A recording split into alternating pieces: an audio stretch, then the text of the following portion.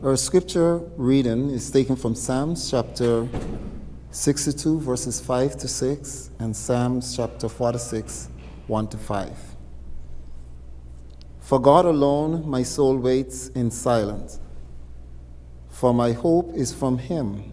He alone is my rock and my salvation, my fortress. I shall not be shaken.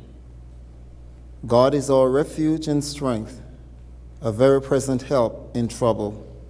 Therefore, I will not fear, though the earth be moved, and though the mountains be carried away in the midst of the sea, though the waters thereof roar and be troubled, though the mountains shake with swelling thereof. There is a river, the streams whereof shall be glad, the city of God, the holy place of the tabernacle of God. Can we bow our heads? Heavenly Father, we give you thanks and praise. And as your word admonishes us, that it's a good thing for us to give thanks and praise unto you. So even as we are gathered here in this honorable house, I bring before you, Lord, each member of this house today and the matters that will be discussed. We invite your divine presence because we recognize, Heavenly Father, that without you we can do nothing. So I pray that your Holy Spirit, Lord, would hover over this place and it would rest upon each of the members of this house, the speaker, even as she directs this house today. We pray that it will be done unto your honor and unto your glory. Father, let your peace, let the peace of God, which passeth all understanding, rule within this house today, and we won't fail to give you thanks and praise to Jesus Christ, our Lord. Amen. Amen. Thank you, Chaplain. Good morning, members. You may be seated.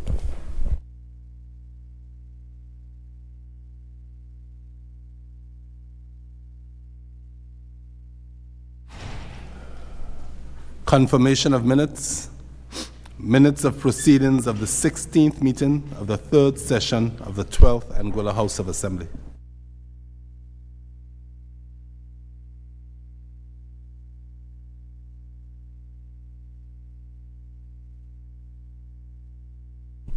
Are there any amendments to the minutes, please?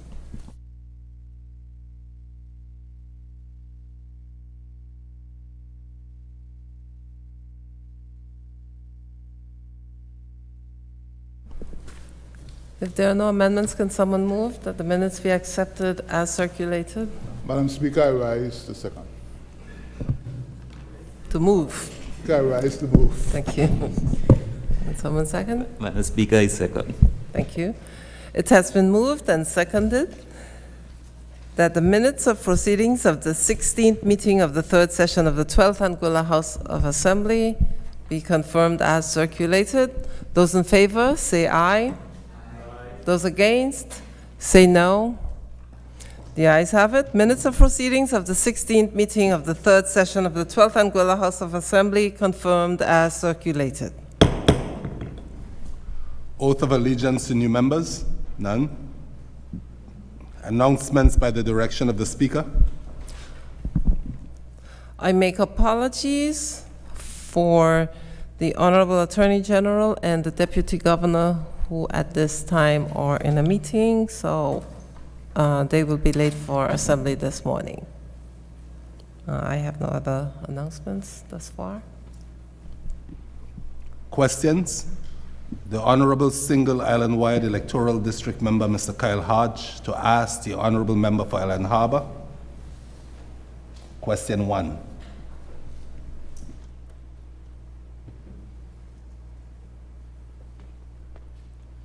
Madam Speaker, good morning. Good morning to the gallery. Good morning to everyone in the House. And good morning to those listening via radio and stream. It's a privilege to be able to ask questions in this honorable House, Madam Speaker. In fact, in the UK Parliament, there's questions and answers on a weekly basis. But here in Anguilla, from time to time, we submit questions. Be that as it may, Madam Speaker. Whereas, on 30th July 2021, this government passed the Goods and Services Tax GST Act in the Anguilla House of Assembly, which came into force on 1st July 2022. And whereas Section 82 through 91 of the GST relate to civil penalties for failure to comply with provisions of GST.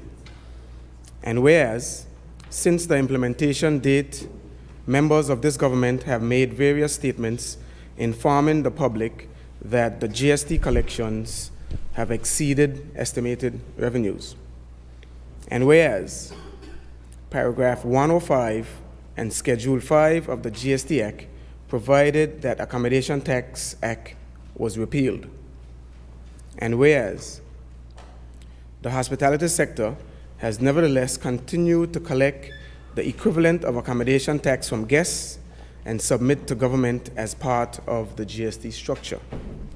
And whereas, in Executive Council minutes of 20th July 2022, Exco Minute 22248, financial stocktake as at 30th June 2022, the members of Executive Council noted that, and I quote, accommodation tax was revenue received with no mechanism for claiming inputs, whereas the GST, such claims by hotels are possible, and the impact on revenue performance has to be monitored, meaning this sector might now pay less tax, end of quote.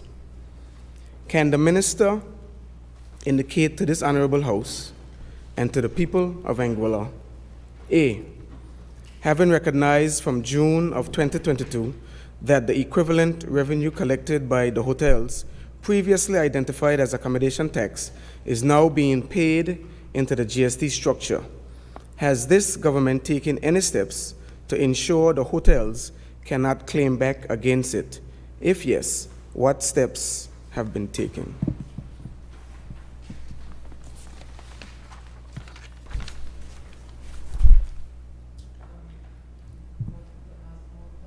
No, just like he's asked. You make. Yes. Thank you, Madam Speaker, and good morning to all the members. Morning to the staff, chaplain, sergeant at arms, to those in the gallery. Madam Speaker, there's a beautiful sea of blue out there in the gallery. Good morning to the people of Anguilla, here and abroad, who are listening or watching. The answer, Madam Speaker, to question number 1, government at this time does not believe that it is appropriate to take steps to ensure that the hotels cannot claim back against GST paid for accommodation because it will discriminate against the sector based on how the law is applied. Firstly, it is incorrect to assert that the equivalent revenue collected by hotels, which was accommodation tax, is now collected and paid as GST. A supply of short-term accommodation is subject to GST at the standard rate of 13%, whereas accommodation tax was at a rate of 12%. In addition, accommodation tax was previously applied to a base which was narrow, being only the accommodation charges. The GST applies to not only accommodation charges, but other services offered by these facilities, which include, inter alia, food and beverages, spa services, tours of the island, snorkeling or fishing, rental of business facilities, gifts, boutique items and other goods, charge for internet access in the room, charge for extra TV channels and movies, charge for the use of a child cot or crib, use of sporting facilities such as the gym, tennis courts, or golf course. These goods and services are subject to GST at the standard rate of 13%. Furthermore, in line with the best practice, the Ministry and Inland Revenue Department continually monitor the administration of the goods and service tax, GST, to improve the efficiency of tax collection. The IRD initiated a monitoring, evaluation, and learning report where they continually monitor the administration of GST with the aim of addressing issues in a timely manner. To date, the accommodation sector is responsible for remitting the highest amount in comparison to other sectors. As a brief overview of how input and output GST works as compared to accommodation tax. 1, you declare your total output tax and input tax on your monthly GST return. All sales and purchases must be declared in the tax period in which they occurred. 2, input tax is offset against output tax.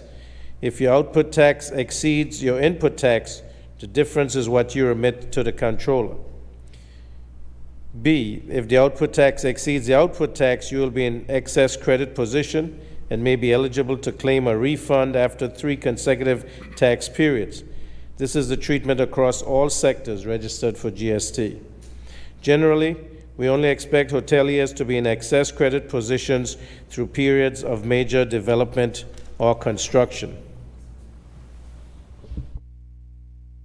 Madam Speaker, just for clarity, that answer was for all the questions, or just that question asked just now? One. That's the question that you asked first. Okay, I'll move on, Madam Speaker. Thank you for that.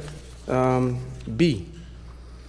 1 year on since June 2022, has the government been able to determine whether, in fact, the sector is now paying less tax? Thank you, Madam Speaker. Answer to question number 2. Given the revenue collected from the GST with accommodation sector having the highest remittance, it is safe to say that the sector is not paying less tax. Okay. I have a follow-up question to that. So based on Executive Council minute of the 30th June 2022, where Executive Council made note that the GST performance or the revenue performance has to be monitored, meaning this sector might now pay less tax. Is that no longer a concern of the government? Speaker, question's been asked and answered. However, for clarity, the monitoring continues, and certainly, as I stated, the revenue that has been collected from the accommodation sector is much higher than anticipated and higher than it has been when the accommodation tax at 12% was levied. So at this point in time, we continue to monitor. Thank you. Moving on. C, if the revenue from accommodation tax is removed from the GST structure and the Accommodation Tax Act reinstated, what is the anticipated revenue to the government of Anguilla?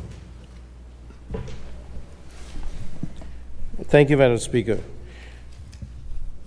The highest annual accommodation tax receipts were collected in 2019, which totaled EC $30,186,158.41. Of this amount, $5.7 million related to arrears of revenue, and therefore less than $25 million is related to 2019 tax receipts.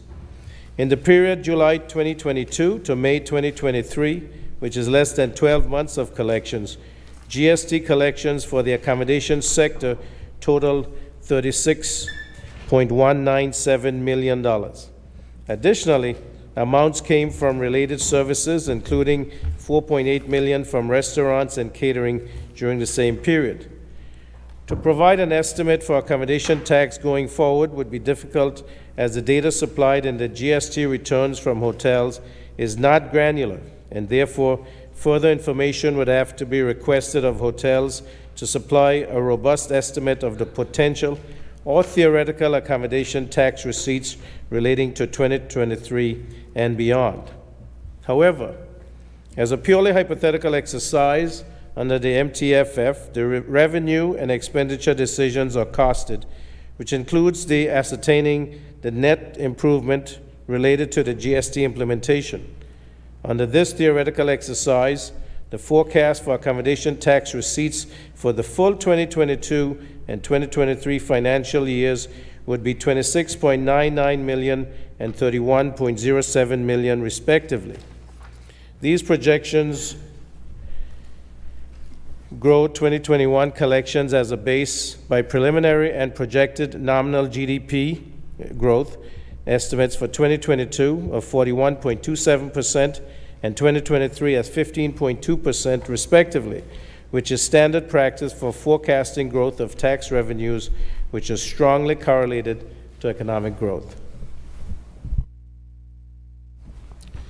Question D. Since the implementation of GST, how many businesses have been charged penalties under the GST Act? Some businesses were charged penalties due to late filing and late remittance of GST. The Act makes provision up to July 31 of 2023 for transitional provision in relation to the remission of specific penalties. Since the July 1st, 2022 implementation date, 117 taxpayers have received penalties under the GST Act. 36 of those taxpayers are within the accommodation sectors, while 81 operate in other sectors.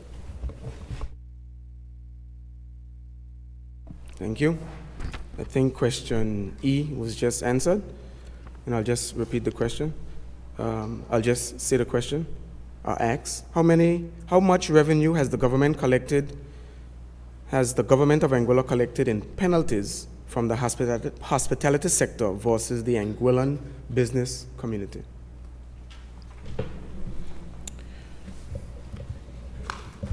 Madam Speaker, at tax assessment with penalties paid, a total of 143, of which the accommodation sector totaled 40, other sectors 103. The hospitality sector is largely compliant with on-time filing and remittance of the GST. Since the implementation date, the IRD has collected 1.38 million EC dollars in penalties and a further 202,000 EC dollars in interest. The total amount of GST penalties collected from the accommodation sector is $53,600, while 1.3 million EC dollars was collected from the other sectors. It should be noted that there's one large taxable entity not within the accommodation sector which accounts for 70% of all penalties collected due to some special circumstances of that taxpayer. That entity has remitted $964,330 EC dollars in penalties to date, and currently have a further $328,040 remaining in penalties being paid via payment agreement. F. What is the dollar figure of GST collected by sector since 2022?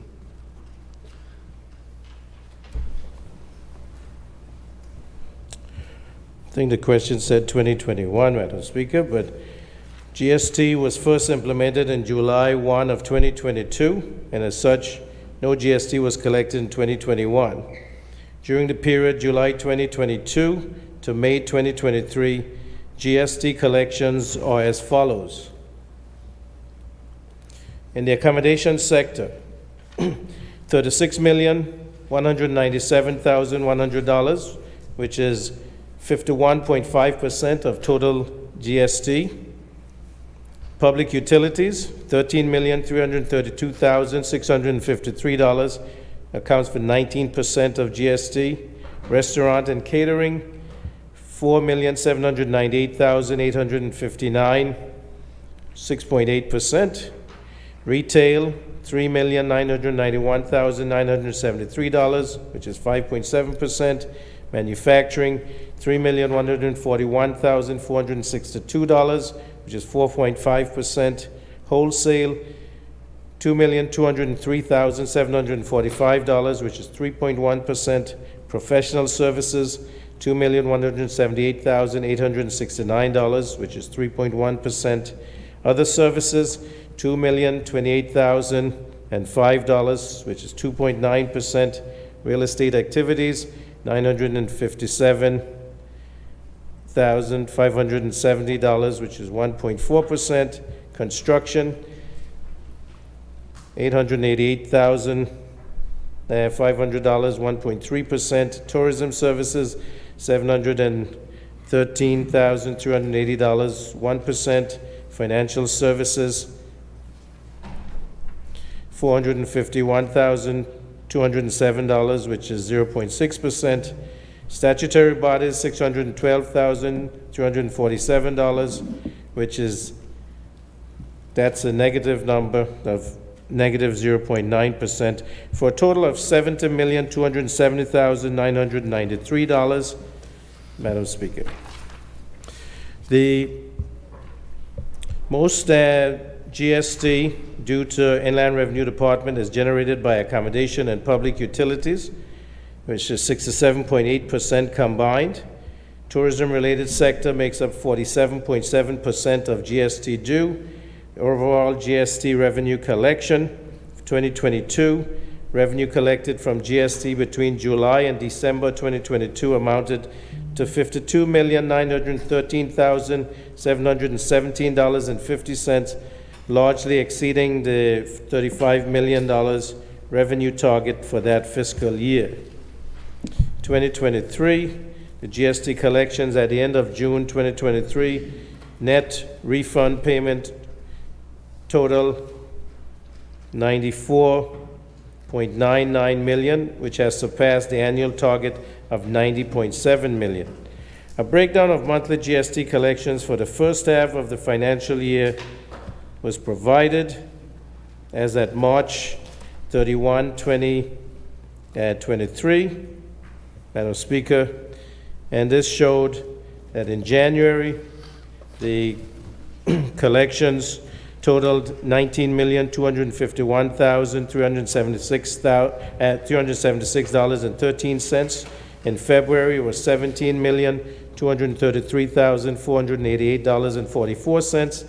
In March, it was $16,277,456.17. In April, $17,156,685.79. May, $14,347,970.79. And June, $10,721,210.63, for a total so far $94,988,188.05. Thank you. Thank you. The final question, Madam Speaker. How much total refunds have been paid out by sector since 2022?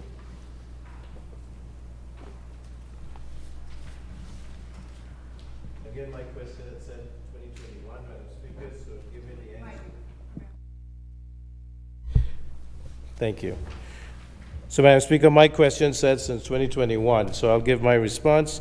The goods and services tax was implemented from July 1, 2022, not in 2021 as the question suggested. Therefore, to answer this question, it will be none in 2021. However, refund payments were made to 9 taxable persons in the sum of $3,312,122.05 in 2022. A large taxpayer in the accommodation sector, which was undertaking major construction work, accounted for over $2.9 million, or 87% of total refund payments in 2022. The 3 registered statutory bodies are entitled to refunds based on tax exemption provisions under their respective legislation. Refunds were paid as follows. Refund for tax period July to December 2022, totaling $3,312,122.05 paid against GST revenues for the financial year 2022. A large portion of these refunds was to one taxpayer who underwent major construction during this period. Refund for tax periods January to June 2023, totaling $654,012.91 were paid against GST revenues for the current financial year.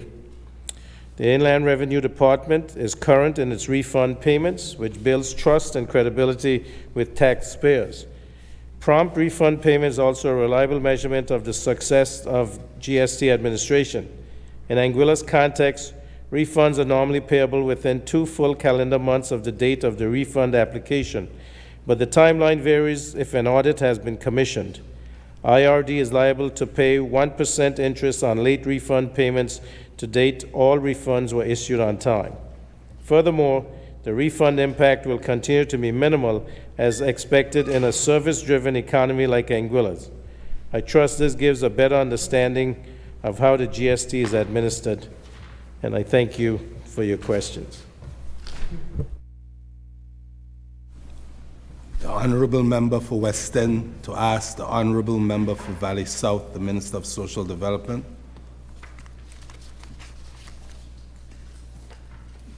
West End 2. Member for Western is recognized. Thank you. Thank you, Madam Speaker.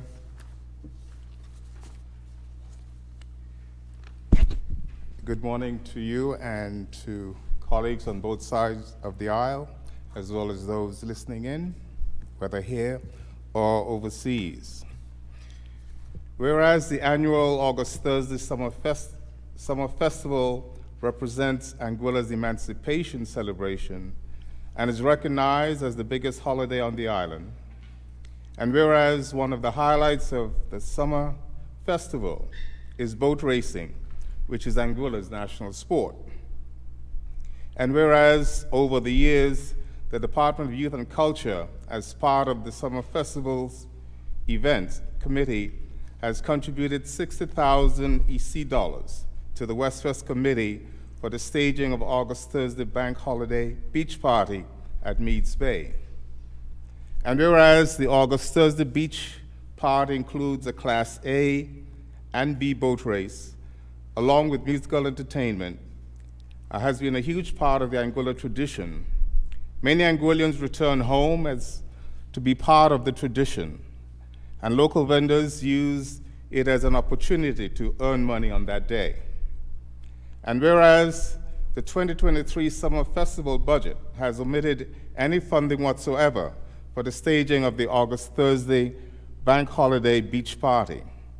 In fact, the Summer Festival calendar of events makes no mention of the August Thursday Beach Party.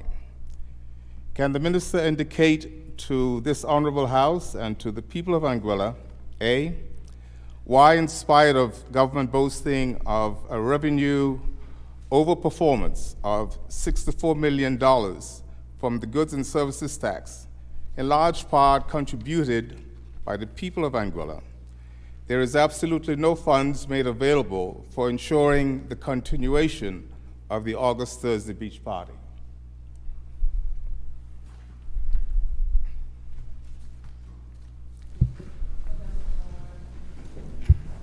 Valley South is recognized. I am perplexed by the statement made by the member for West End, considering the way government debts and repayments work globally.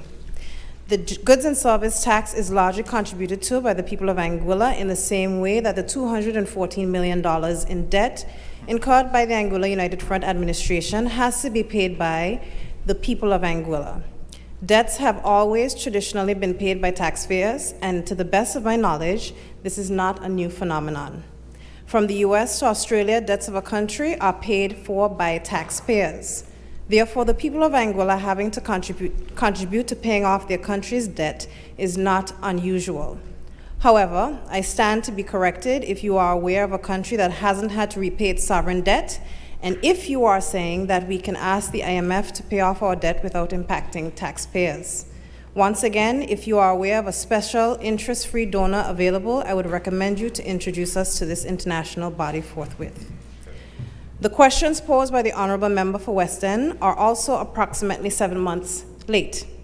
It was crystal clear during the 2022 budget in December how much money was set for the Anguilla Summer Festival. This was the same amount of money set for the Anguilla Summer Festival in the 2019 budget and approved for by the member of West End. To then have the debate about the quantum 7 months later after the debate, I would have assumed that if the member had an issue, based on his personal experience, would have voted against the line item for the Anguilla Summer Festival and asked for more money.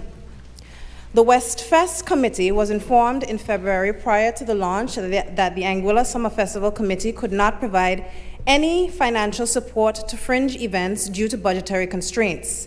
It is worth noting that all fringe events were similarly affected, and this information was conveyed directly to the president of the West Fest Committee. Why, you may ask? We have learned from the Anguilla Summer Festival Committee's deficit in 2019 that they overspent the allotted funds granted by this Honorable House. This left the Anguilla Summer Festival with the responsibility of paying off the debts incurred in 2019, during 2020 and 2021. Therefore, it stands to reason that the allotment given to the Anguilla Summer Festival is not sufficient for it to conduct all of the events that fall on its calendar. Since the amount allotted was not increased in the 2023 budget as a result of needing to focus expenditure on the $9 million to complete the Albina Lake Hodge Comprehensive Schools, the increases needed to meet expenditure for medical treatment overseas, and increases for security coverage after violent incidents at the Albina Lake Hodge Comprehensive School, the government of Anguilla had to prioritize these emergency expenditures.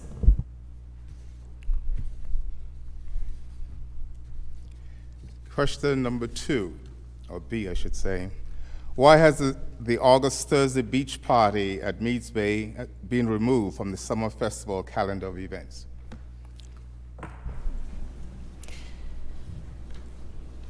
Madam Speaker, I must address the declarations made by the member for West End during the last House of Assembly sitting regarding the absence of the August Thursday beach party from the Anguilla Summer Festival calendar. It is important to note that when asked to provide written evidence to support his proclamation, he could not do so. In fact, as a result of not being able to support his claims, he returns to the House to ask questions about the position of the August Thursday beach party.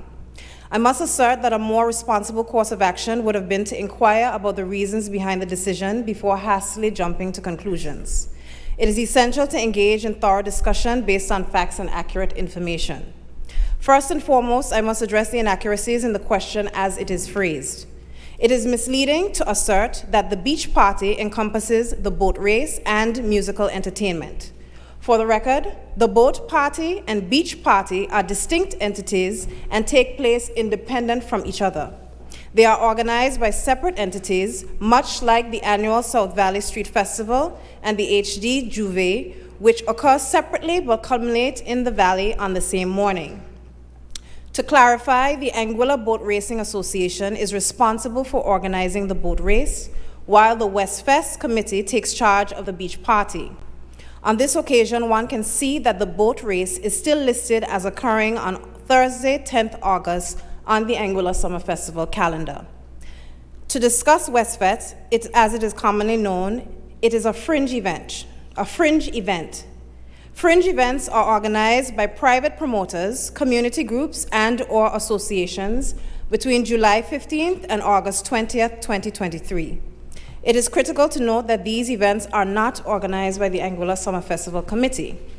Both the West Fest and the South Valley Street Festival are remarkable community-led fringe events that inject vitality to our summer festival calendar. I feel compelled to emphasize that the committee openly stated that fringe events, including the West Fest, were not initially included in the first calendar released in February. The committee was diligently working on finalizing contracts for these events. With that being said, I would like to address the 2 following points on behalf of the committee, as your question seems to warrant. Number 1, the committee is no longer responsible for ensuring the staging of events for which they have no jurisdiction. It is now the duty of private promoters, organizers, and committees to reach out to the Anguilla Summer Festival Committee to inform them of their plans for the summer festival period. 2, the committee established a fringe event process that allows any promoter, not just those previously featured on the calendar, as that would be unfair, to register, sign a contract, and receive the benefits secured by the committee in terms of waivers and marketing. Regrettably, it has been reported that to date, the West Fest Committee has neither registered nor indicated their intention to hold the event known as West Fest. Consequently, it was not included on the calendar, rather than to say it was removed. On the other hand, other community fringe events, such as the South Valley Street Festival, have already registered and are part of the summer festival calendar. Thank you. For clarification, West Fest is different to August Thursday.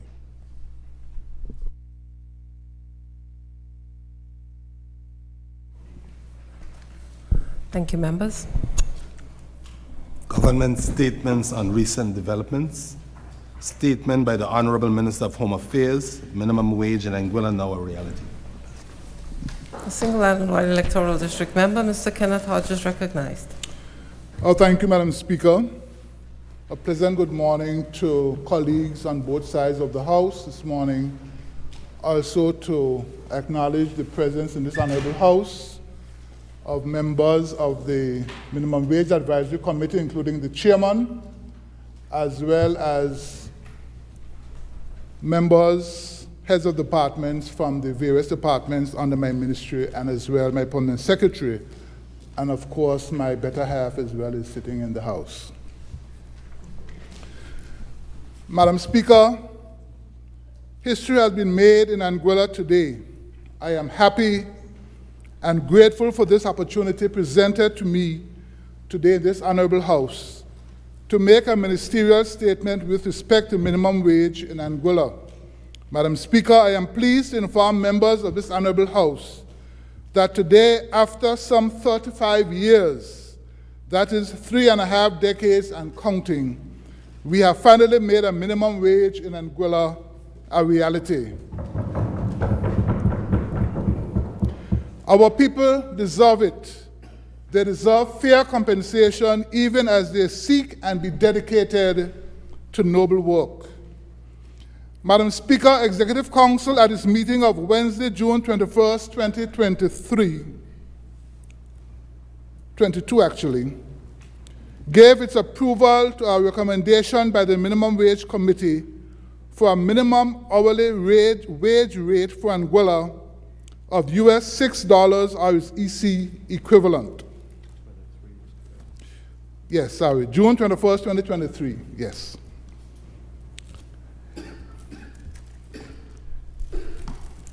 Madam Speaker, the International Labour Organization, or ILO as it's commonly referred to, defines the minimum wage as the minimum amount of remuneration that an employer is required to pay wage earners for the work performed during a given period, which cannot be reduced by collective agreement or an individual contract. Madam Speaker, in layman's terms, it means that no employer in Anguilla, and that includes government, can pay employees less than US $6 or its EC equivalent per hour. Madam Speaker, in keeping with Section 81 of the Labor Relations Act 2018, this rate has been published in the official gazette, and the general public has been given a period of at least 1 month in which to make any representation thereon in writing to the Permanent Secretary, Ministry of Home Affairs, Dr. Aidan Harrigan, at aidan.harrigan@gov.ai, or to the minimum wage email address at minwage@gov.ai. Madam Speaker, the Executive Council has given its approval for the minimum wage rate to take effect on January 1st, 2024.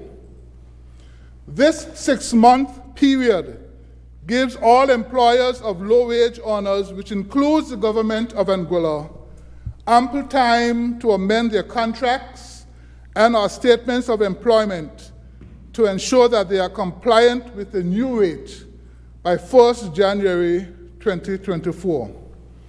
Madam Speaker, as is the case with any new initiative, this is only the beginning. We in the Ministry of Labor have made provision for this rate to be reviewed sometime shortly after the first year of implementation. Thereafter, and for obvious reasons, periodic reviews and adjustments are required to occur.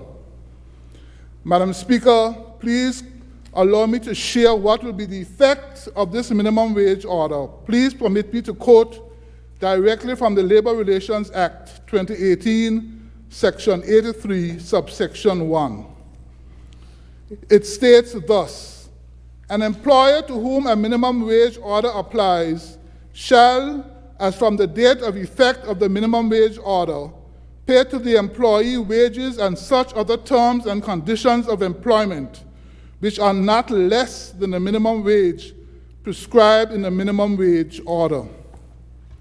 Subsection 2, where an employee enjoys wages and terms and conditions of employment that are more favorable than those prescribed in the minimum wage order, his employer shall not reduce his wages or terms and conditions of employment to those prescribed in the minimum wage order. And then, Madam Speaker, we look at Section 84 of the Labor Relations Act 2018, which deals with the posting of minimum wage order. And again, I quote directly from the Act. Section 84. An employer whose operations are affected by a minimum wage order shall cause the order to be displayed on a notice board in a conspicuous place in the establishment. And finally, Madam Speaker, I refer to Section 85 of the Labor Relations Act 2018, which refers to offenses in relation to this part. And again, I quote directly from the Act, Section 85.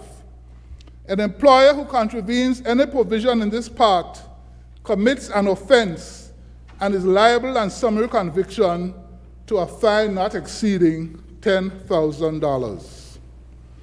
Madam Speaker, most modern developed countries have a minimum wage regime. More than 90% of countries designated as ILO member states currently have a statutory wage scheme of some sort.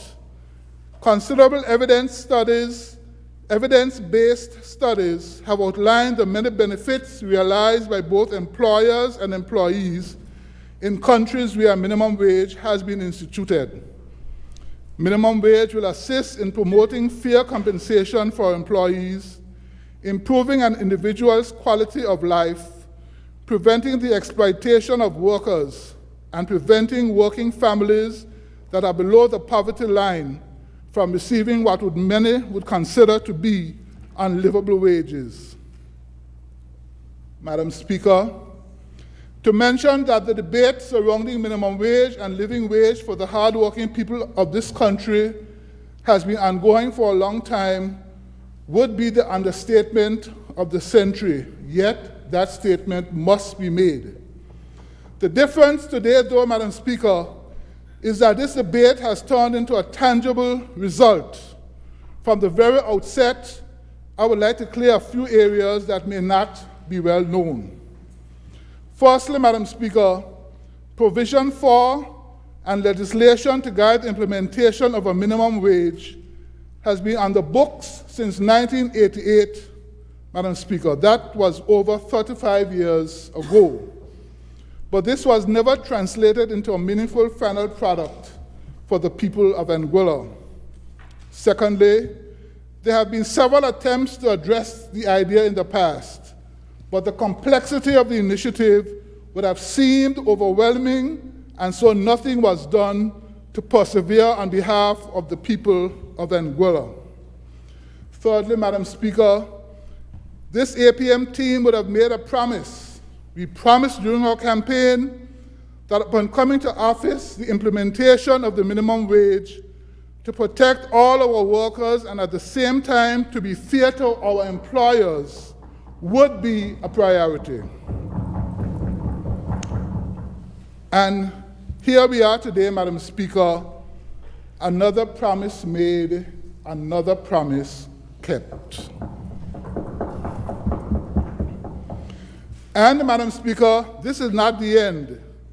It is my intention, with the support and contributions of the progressive APM team, to develop a pension scheme for the protection and welfare of our hard-working hospitality workers. Madam Speaker, no longer in Anguilla will any worker in the hospitality industry go home to retirement with the proverbial golden handshake and with their last paycheck in hand. And Madam Speaker, we are aware that as of now, there are many, many cases of this. Hence, pension legislation will be another thrust for the Anguilla progressive movement. But milestones are not reached in silos, and achievements are dynamic, temporary, and transient. We all remember the old hit song, "What Have You Done For Me Lately," Madam Speaker? And as a musician and a minister in this honorable house, I can fully appreciate this question. So this is what the Anguilla Progressive Movement's administration has done for our people. We are making sure that there's a minimum wage in Anguilla. Madam Speaker, the minimum wage report has been tabled as a substantive motion before this honorable house, and I will reserve any additional comments for that time. Madam Speaker, as I close, I wish to say a hearty thank you to the team which made this a reality.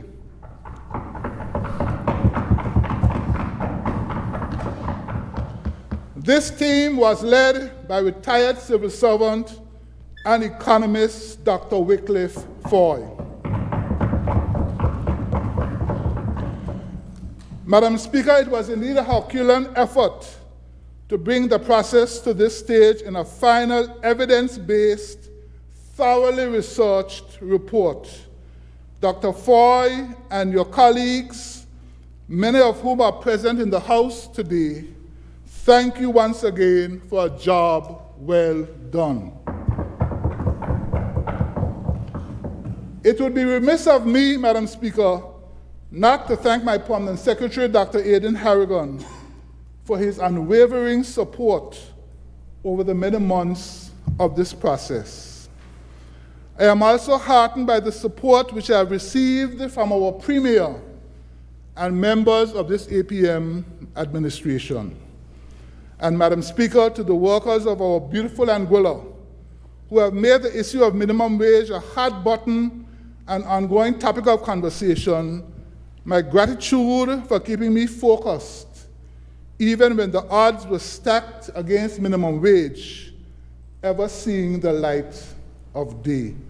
Madam Speaker, I thank you for this opportunity.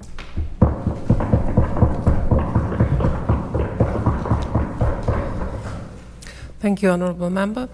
Members do have the right to 5 questions maximum based on Rule 27, Sub-Rule 5. So if anyone has questions regarding the minister's statement, now is that time.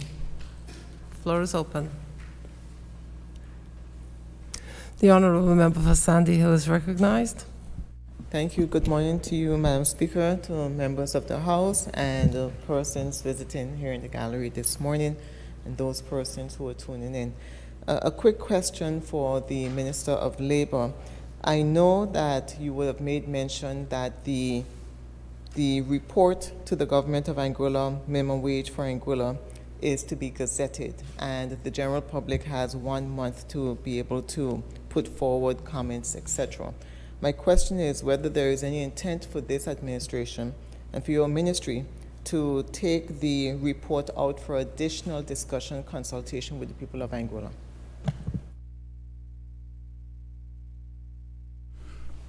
Madam Speaker, to answer the honourable member's question, the order has been gazetted, and we have provided a period of 1 month, Madam Speaker, to allow for persons to make written representation. In addition, Madam Speaker, we will be beginning a series of public engagements starting tomorrow, when myself and the chairman, Dr. Foy, will be on Keystone Graves on Radio Anguilla, Talk Anguilla.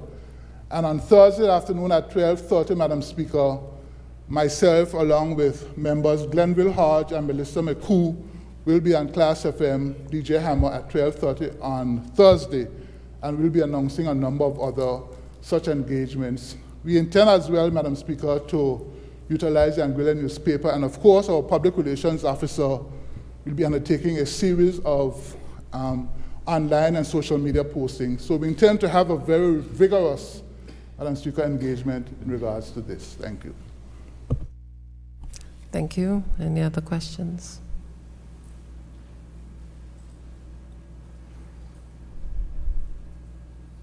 If there are no further questions, we may continue with the agenda items. Papers, none. Reports from committees, none. Petitions? None. Government notices? None. Private members' notices? None. Motions? Motion 7 of 2023, 3/12 HOA, the introduction of a national minimum wage, an essential element of building a just, fair, and flourishing society in New Anguilla. The Single Island Wide Electoral District member, Mr. Kenneth Hodges, recognized. Thank you, Madam Speaker. Motion number 7/2023-3/12 HOA, resolution. The introduction of a national minimum wage, an essential element of building a just, fair, and flourishing society in New Anguilla. Whereas this administration understands that enhancing the foundation of a great society means investing more in its people and empowering them to take ownership of their own destiny. And whereas this administration has set about to build a just, fair, and flourishing society in New Anguilla.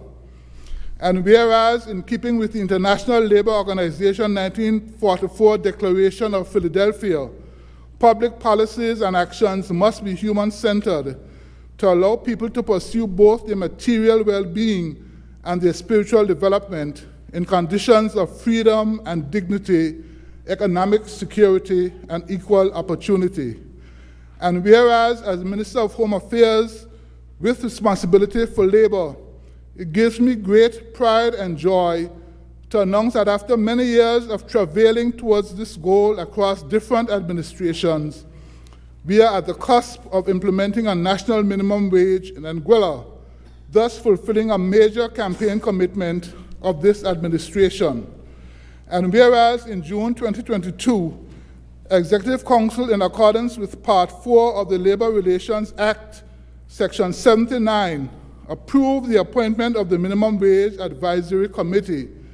And whereas the committee has carried out its work in accordance with the provisions of the Labor Relations 2018 Act, Part 4, Section 82, which states that in considering a proposed minimum wage, the committee shall take into account A, the general level of wages, B, the cost of living, C, the general level of competitiveness of the economy with focus placed on the main industries, D, the need to link wage rates with productivity rates of employees, and the protection of employees. And whereas the committee has tabled its formal report with the principal recommendation that a national minimum wage of EC $16.20 per hour, equivalent to US $6 per hour, be implemented.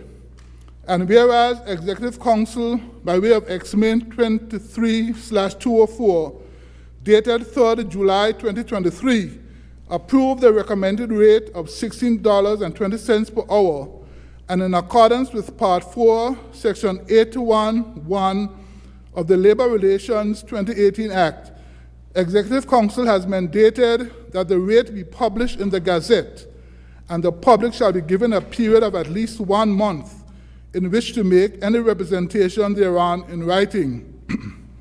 And whereas tabling and debate of this motion in this honorable House is meant to stimulate public debate and discourse on this subject in accordance with the principles of openness and transparency in government. And whereas, in accordance with Section 81(2) of the Labor Relations Act 2018, after consideration of the representations of the public, it is the intention to seek Executive Council's approval on final setting of the national minimum wage and to issue an order prescribing the minimum rate of wages payable and any other related matters. And whereas it is the intention of the target implementation date for the national minimum wage rate is January 1st, 2024, to provide sufficient time for employers to prepare for its introduction. And whereas the Minimum Wage Advisory Committee shall be mandated to lead a review of the effectiveness of the national minimum wage and its relevance approximately 1 year from implementation. And whereas I would like to take this opportunity to thank the Minimum Wage Advisory Committee, which was chaired by former Principal Assistant Secretary of Finance Dr. Wycliffe Foy, for the sterling work done to deliver on their June 2022 mandate in a most timely fashion. Be it resolved that this Honorable House endorses government initiative to establish a national minimum wage as an essential element in building a just, fair, and flourishing society, a new Anguilla. Yes. Could I ask someone? I beg to move, Madam Speaker. Okay. All right, it's a second. Thank you, members.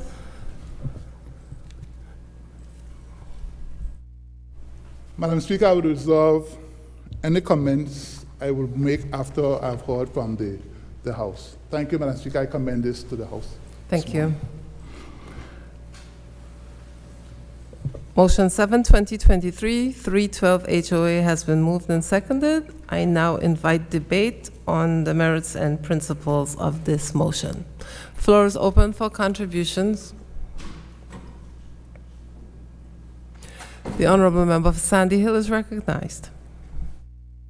Thank you, Madam Speaker.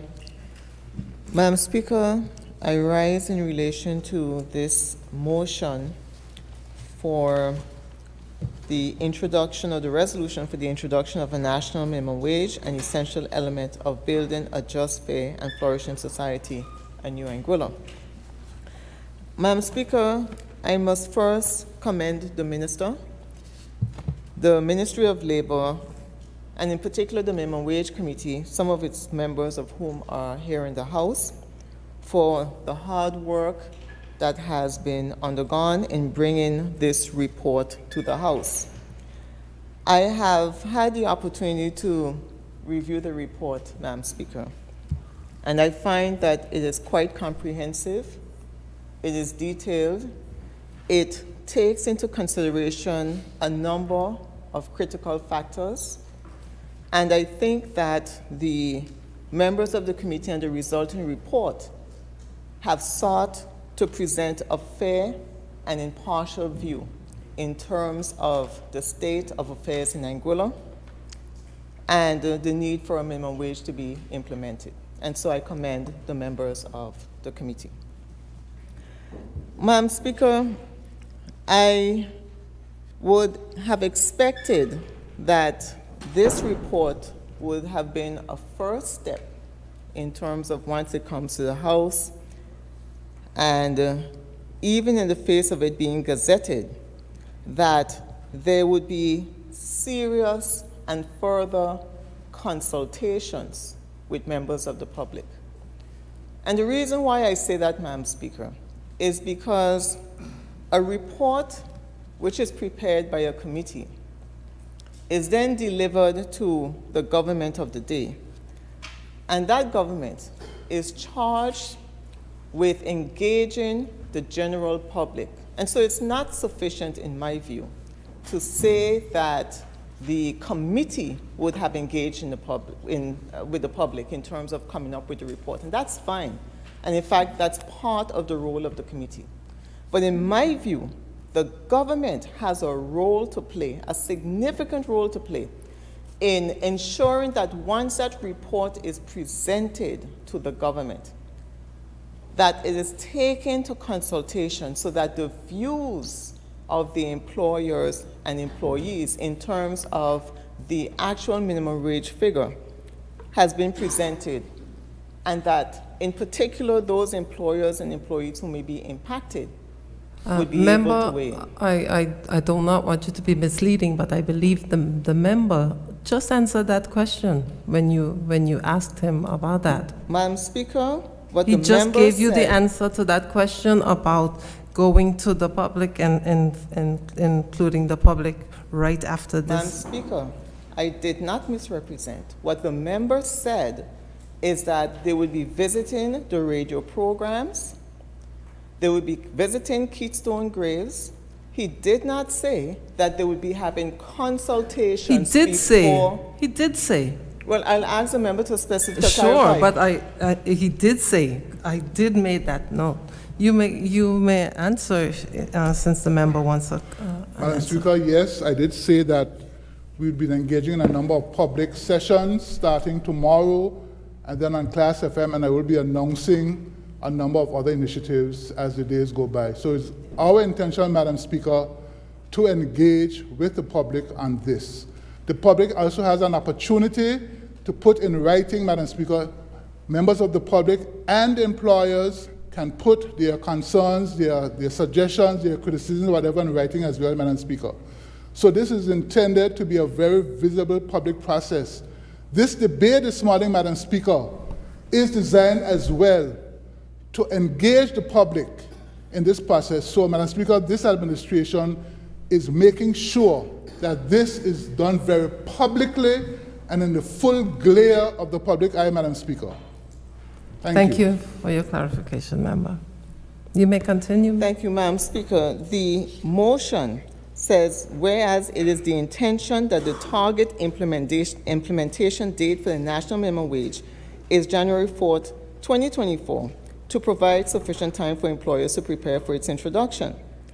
It has also been said that Executive Council, dated 3rd July 2023 in EXCO Minute 23-204, approved the recommended rate of $16.20 EC per hour.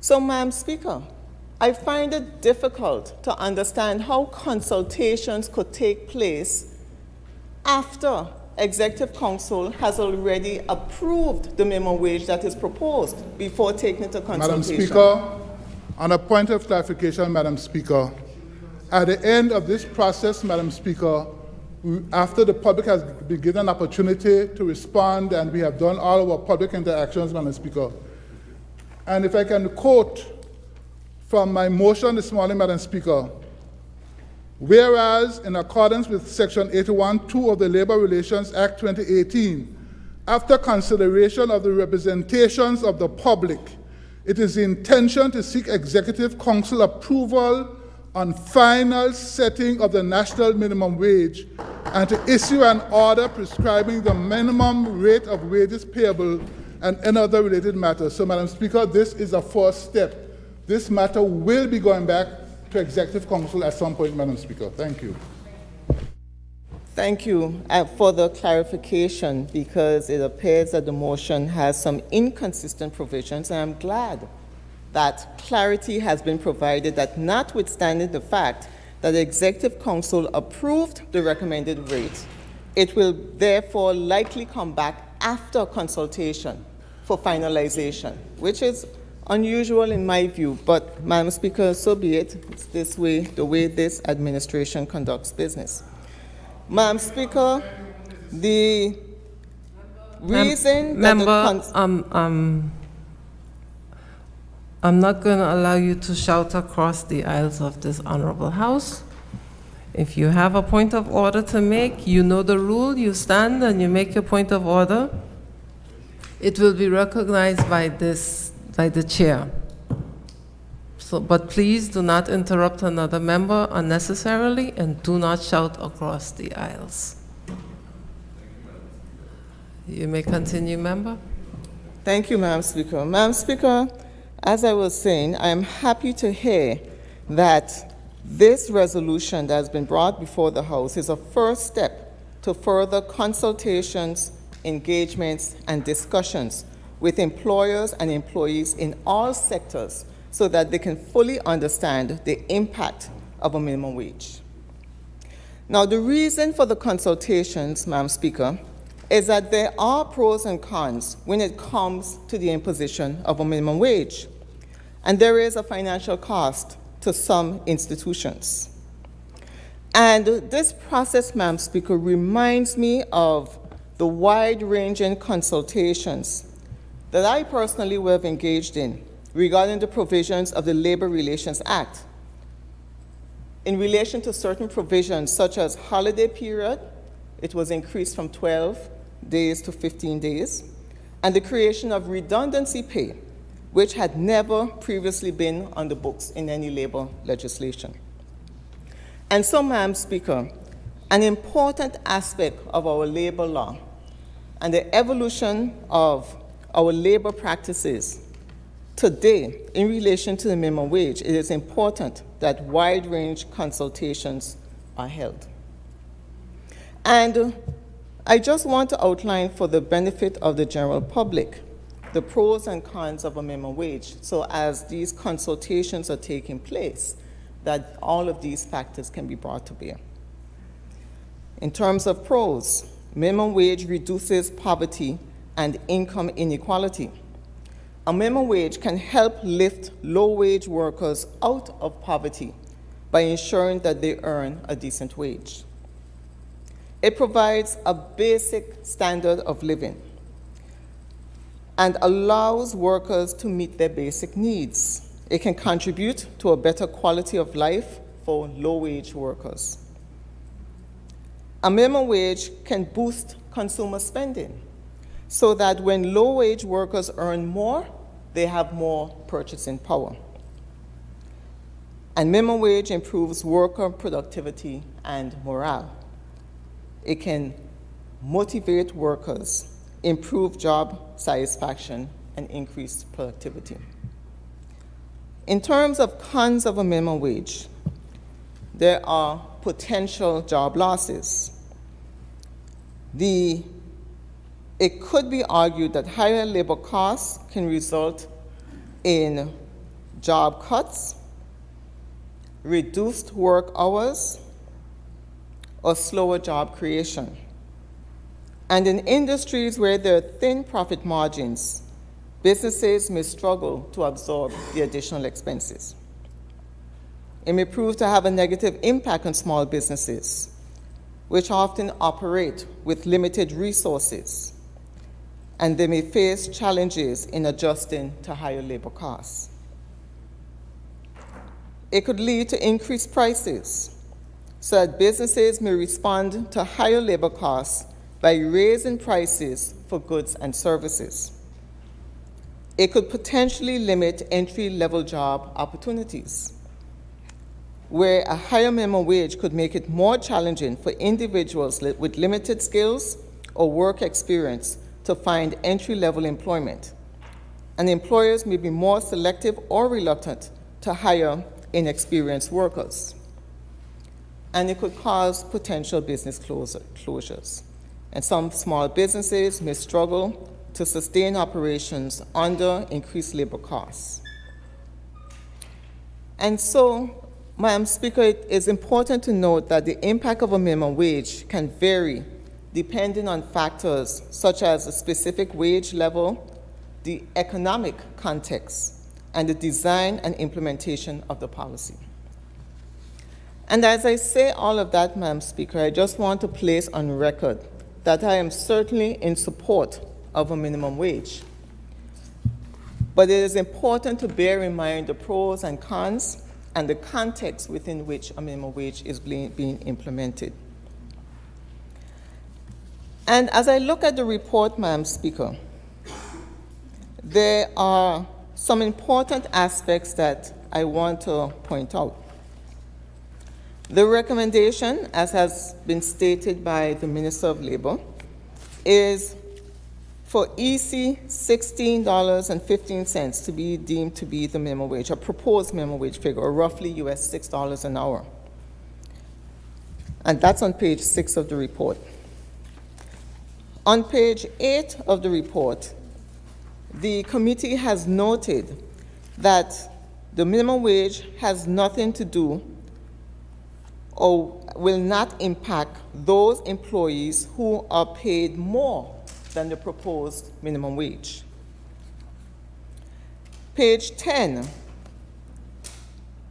page 8, most employers pay employees more than the proposed minimum wage in Anguilla. Page 10, the minimum wage has nothing to do with wages above minimum wage that is proposed. Page 19, the imposition of GST in 2022 has increased inflation. And the impact of inflation is that prices have increased. And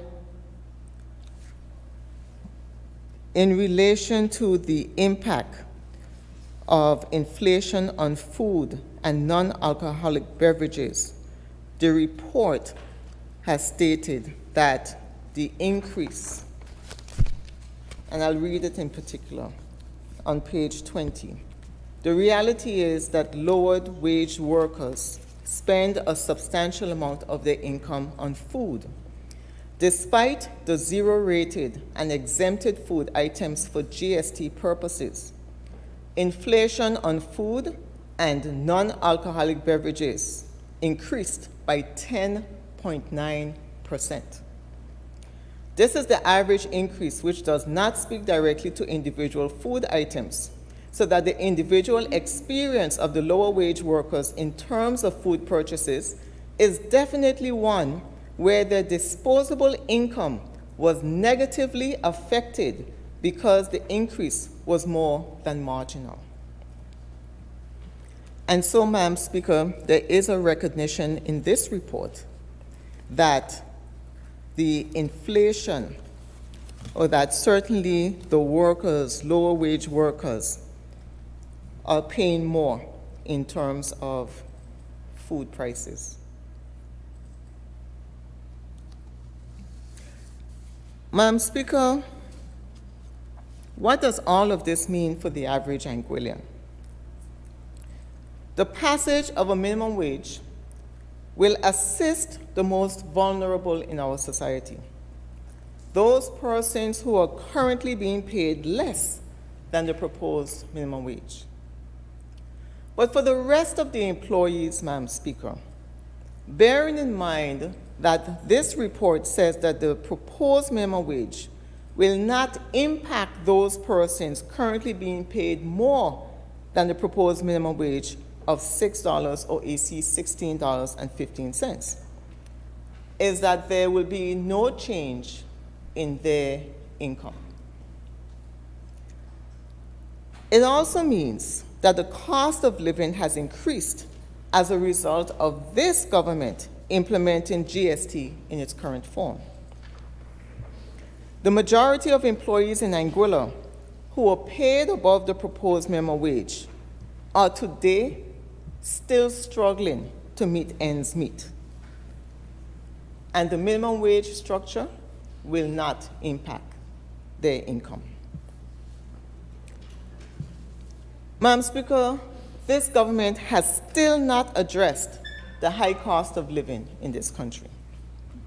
And almost every time that I come to this House, I speak about the impact of the GST, and we, the members of the opposition, put forward suggestions to this government to change certain aspects of the GST to help our people.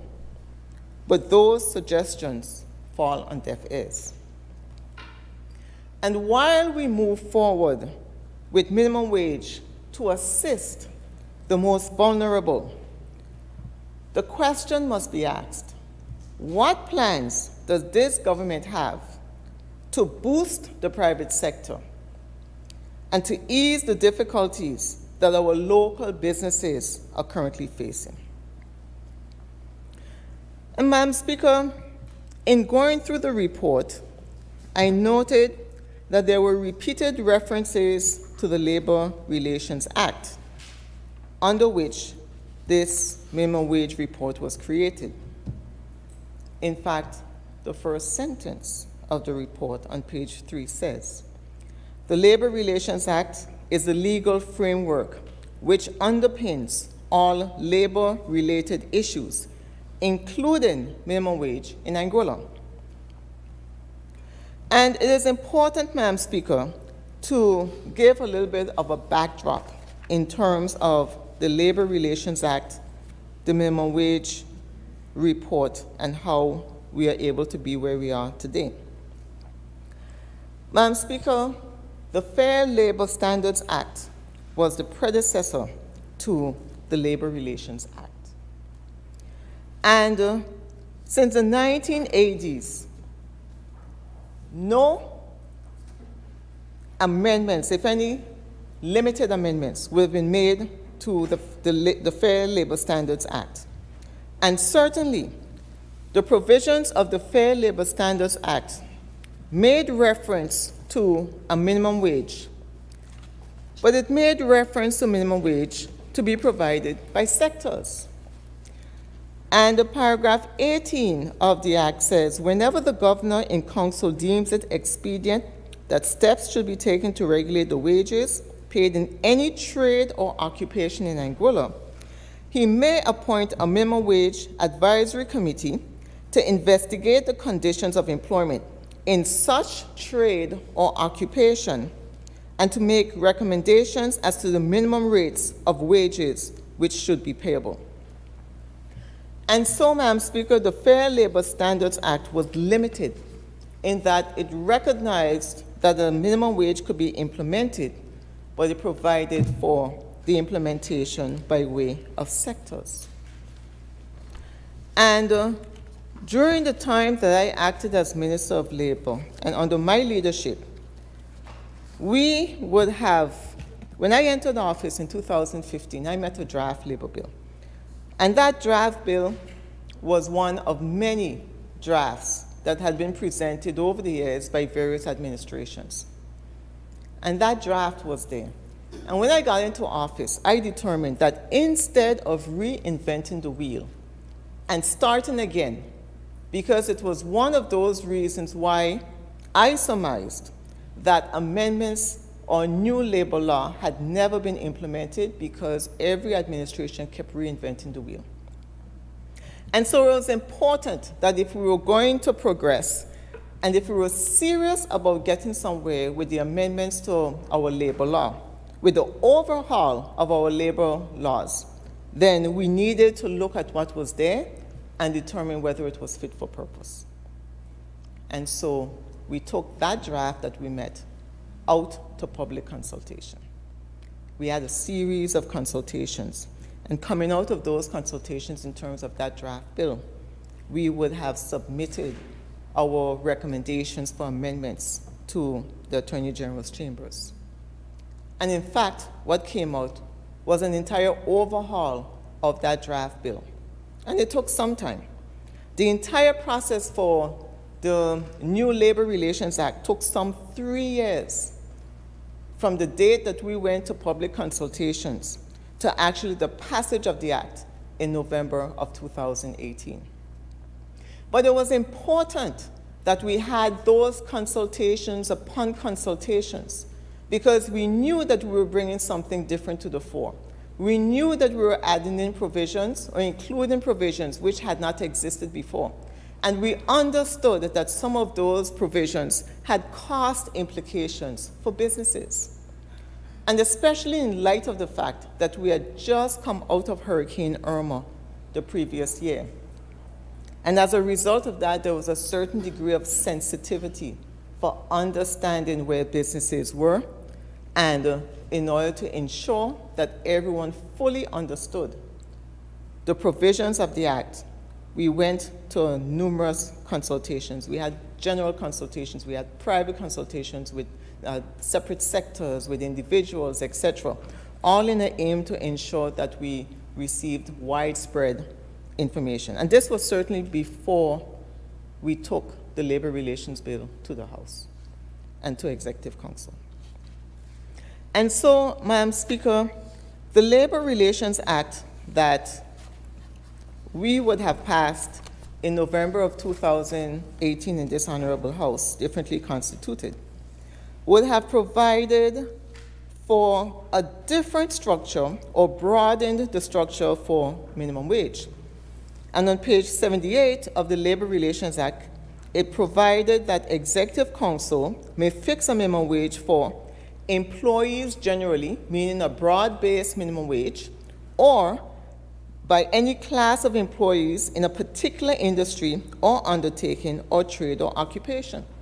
So what this revision to the labor law did was to increase the ability of the Minimum Wage Committee, and certainly any government of the day, to provide for minimum wage, either by sector or a broad range minimum wage which applies to anyone, to everyone. And that was important, Madam Speaker, and especially in light of the report that we have before us today, where on page 8, it states that this report will recommend a universal national hourly minimum wage. And this is possible, Madam Speaker, the recommendation for a universal national minimum wage, because of the amendments that were made to the labor relation law. Because of the overhaul, I keep saying amendments, but in fact the Fair Labor Standards Act was repealed in relation to employee and employer relations. And the Labor Relations Act is what pertained as of November of 2018. And so, Madam Speaker, the basis on which we are able to be here today with the proposal of a universal national hourly minimum wage is because the Labor Relations Act, which came to this honorable House under my hand, was passed in November of 2018. And the progress of the Labor Relations Act, once it was implemented, the Ministry of Labor, the Department of Labor, through the Commissioner of Labor at the time, and the Permanent Secretary, and myself would have set on a course for the creation or establishment of a minimum wage committee.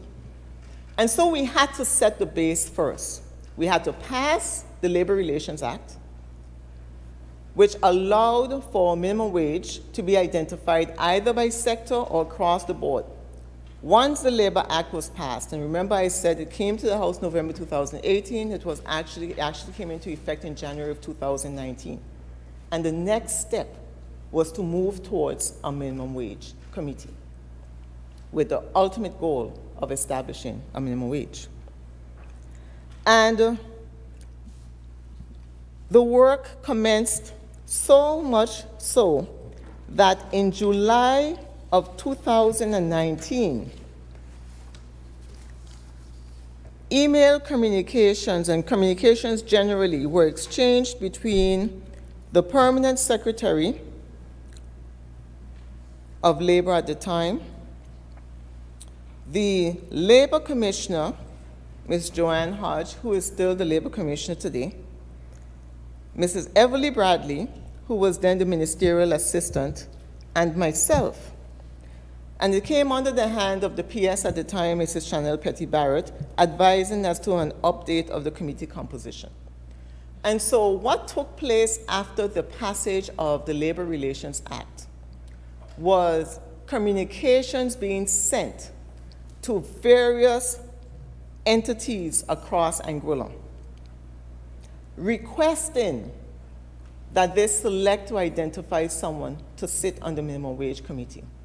It set out the proposal for the minimum wage committee, the terms that they were expected to abide by, etc. And the request went to some 13 entities: the Chamber of Commerce, Gender Affairs, Statistics Department, Public Administration, Immigration, National Youth Council, Ministry of Economic Development, the Anguilla Civil Service Association, the Association of Office Professionals, the Anguilla Community College, the Anguilla Hotel and Tourism Association, the Anguilla Social Security Board, and the Labor Commissioner. And as at the date of this communication, all but 2 of the entities had provided the specific persons who would sit on that committee. And the Anguilla Community College was to provide by that Friday, as well as the Anguilla Hotel and Tourism Association. And in fact, Madam Speaker, the Permanent Secretary would have gone as far as preparing the Executive Council submission, the paper that will have gone to Executive Council for the establishment of the Minimum Wage Advisory Committee, made reference to the Labor Relations Act, Section 79. And the key issue was stated to say whether Executive Council will appoint a Minimum Wage Advisory Committee to investigate the conditions of employment and make recommendations for the fixing of minimum rates of wages. And so, Madam Speaker, the persons identified in the email communications were the same persons, and by this time, the draft would have included the representatives from the other two entities, which I will have made mention of before. And the proposed direction was that Executive Council would approve the membership of the Minimum Wage Advisory Committee and their appointment with effect from the 9th of September, 2019. Now, Madam Speaker, we all know that elections would have been constitutionally due in 2020. And so, after having commenced the work in terms of identifying the members of the committee, sending out communications to the various entities, obtaining the names of persons who had agreed to sit on the committee, and preparing the Minimum Wage Executive Council paper, I took a decision that in as much as general elections would have been due, the timing for the appointment of the Minimum Wage Advisory Committee would not have been ideal. Because what it could mean was that even in the face of general elections ongoing, we would have had a committee which was still operating and would have been in the midst of the work that it was undertaking. And we did not want that. We did not want to have a committee that would have started work without completion before the general, with completion after the general election.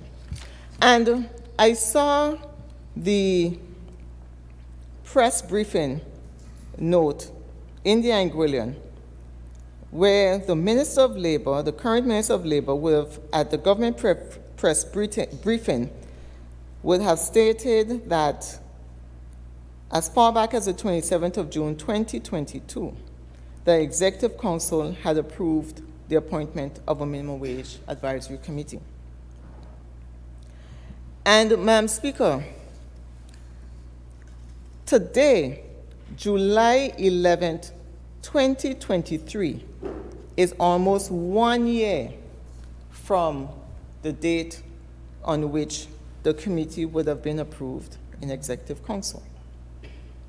And I say that to say that it bears out the fact that had we progressed the Minimum Wage Committee in September of 2019, chances are it would not have been able to complete its work. If we estimate that it took about a year for this committee, we anticipate it would have taken a year for the previous committee as well.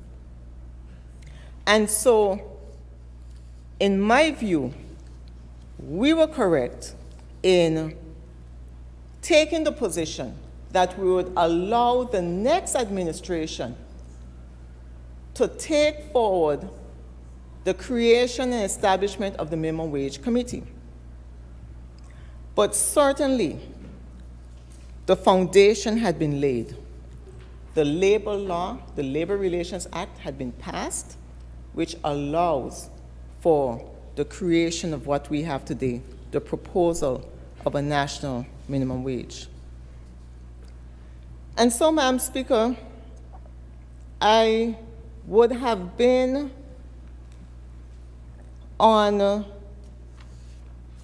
Keystone Graves last week, and I stated as much that I commended the Minister of Labor and the committee for moving forward and implementing the Minimum Wage Committee, but more importantly, for achieving the completion of a report and being able to bring it to this honorable House.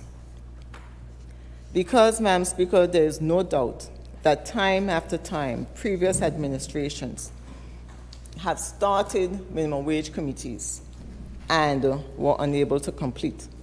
In fact, in my research, I uncovered a reference to a minimum wage committee being established under the AUM administration in 2010.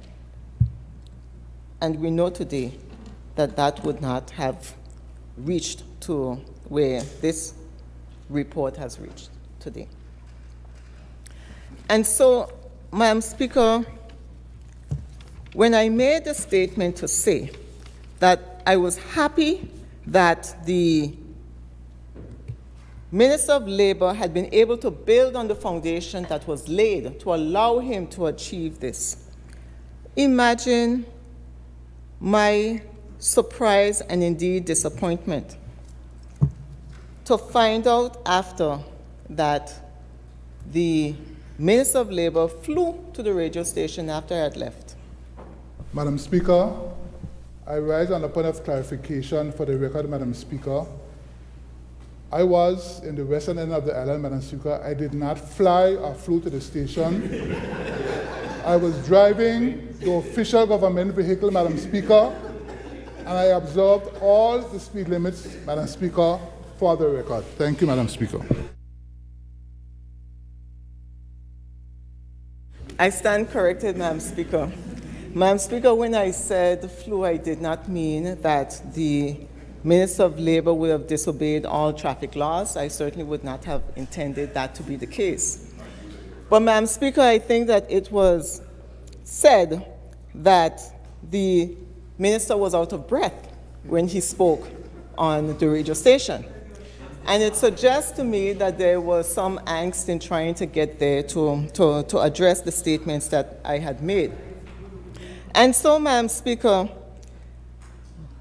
I understand, and I went back and I heard after some persons had contacted me, the statements made by the Minister of Labor suggesting that I had lied and I had misrepresented the situation. And that caused me, Madam Speaker, to go back and to revisit the records that I have. And, Madam Speaker, I would have made reference to the email communications, etc., and there was so much more that was taking place at that time behind the scenes. And the fact is that the now Labor Commissioner, Ms. Joanne Hodge, was the same Labor Commissioner at the time that would have been a part of the establishment of the Minimum Wage Committee. And I see the minister, the Labor Commissioner in the precincts of this Honorable House today, and I think that she would know that I, for one, am not misrepresenting the truth. I'm sure she would not yell from the gallery like some people, Madam Speaker, but certainly the truth is, and the reality is, that the Minimum Wage Committee work had already commenced by the time that we would have gone into the general elections. And so, Madam Speaker, I say that to say that I want to state here in this Honorable House that there's been no representation made by me in terms of the foundation that was laid. The reality is that the Labor Relations Act is the underpinning for the very same report that we are here discussing today. And that the universal minimum wage, the universal national hourly minimum wage, which is being proposed, would not have been possible had the Labor Relations Act had not allowed it to come into play. Because, as I mentioned, the previous law was only by sector, and the Labor Relations Act allowed it to be a general across-the-board minimum wage that could be possible. And so, Madam Speaker, having said all of that, I am happy that this minimum wage report has come to this Honorable House. I look forward to the discussions and the consultations that will take place with the general public before it comes into play. And we understand the difficulties that the country is facing right now. And that is the one issue, Madam Speaker, that I would say that we need to be careful about. Because the reality is that the goods and services tax, the GST, has made it more difficult than it was before the implementation to allow people to be able to put food on the table and to be able to feed their children. There are many persons who will say to me, and across the island, that every month they're able to pay their bills and just look forward to the next salary. They are unable to put away anything for savings. They are unable to enjoy any quality of life. Many persons have stopped going to the restaurants because they cannot afford the cost that now exists.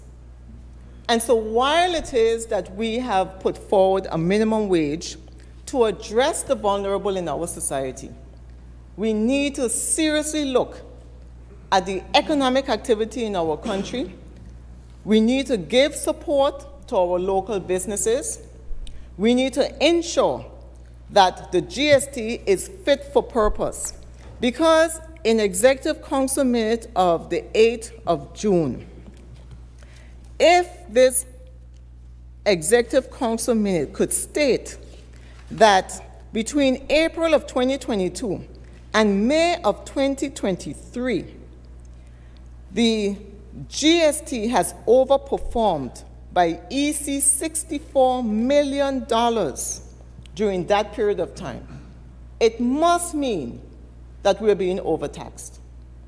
And bearing in mind that the GST came on the heels of this government imposing over 18 or increasing over 18 additional taxes in this country before the GST was implemented. And so while it is that we address one sector, On a point we of are order, Madam also... Speaker, can the member indicate what taxes specifically she's referring to? Taxes, no, tax. I'm surprised that the question would be asked because the member sits in the Executive Council. One example would be the increase of the bulk fuel charge by over 700%, from 100,000 to 700,000, 50,000. But I just stated one. Madam Speaker, I will provide it to the member on a later occasion.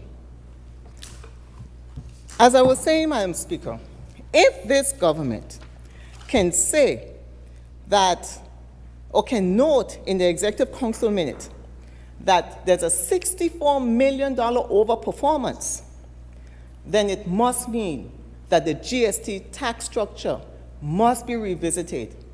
Because while the minimum wage... Madam Speaker, point of clarification. The member continues to misrepresent, Madam Speaker. I presented this at the last sitting of his House, that the $64 million is not due to GST by itself. There's 26 million of that, Madam Speaker, that's due to the .ai. That's not GST, Madam Speaker. So this is a continuous misrepresentation. And Madam Speaker, if it happens again, I will state that it is a lie and it's an intentional lie. Thank you, Madam Speaker. Thank you for the clarification, member. If it is that In this fact, it government... is a point of order. When it's a misrepresentation of the truth, it is a point of order. So there is no point of clarification in the rules, I remind members. Madam Speaker, if I may say that the statement that was made by the member for Island Harbor has not been produced in writing. We are only going by his word of mouth. I have not seen any evidence. So when he's standing on a point of order, then it must be that he has the facts to present to the House to say that it is untrue. In the absence of that, what I have in front of me in an Executive Council minute is that accordingly there is an overperformance of $64 million, which will adequately support the proposed measure. And this was in relation to the cost of living support, the exemptions for customs duty and tax for essential items, which would have been an exemption from the GST tax structure. I think we come to argue for arguing's sake.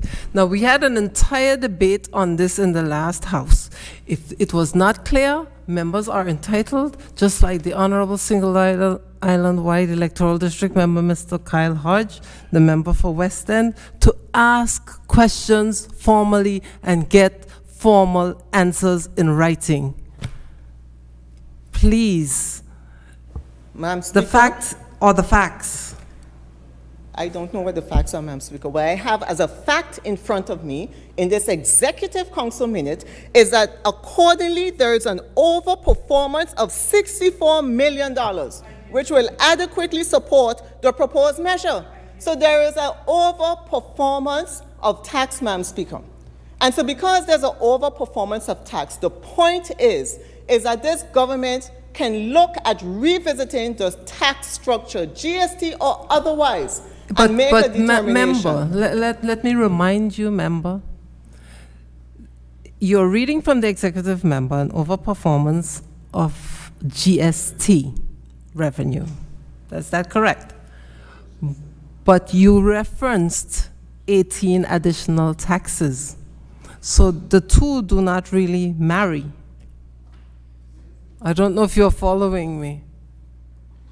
I certainly am not, Madam Speaker, because my statement during my debate was that prior to the implementation of GST, there were over 18 taxes which were increased. And then I said that was added, it was compounded by the imposition of GST. I'm not sure if what I said there's a comprehension problem. What I said was clear, Madam Speaker.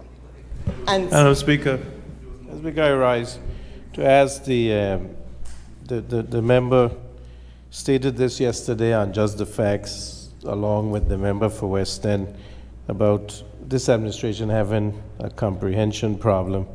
Madam Speaker, I consider this to be impugning our character and questioning our intelligence. I will not sit here and tolerate it, Madam Speaker, without responding in kind. Thank you. Madam Speaker, I just said I don't know if there's a comprehension problem.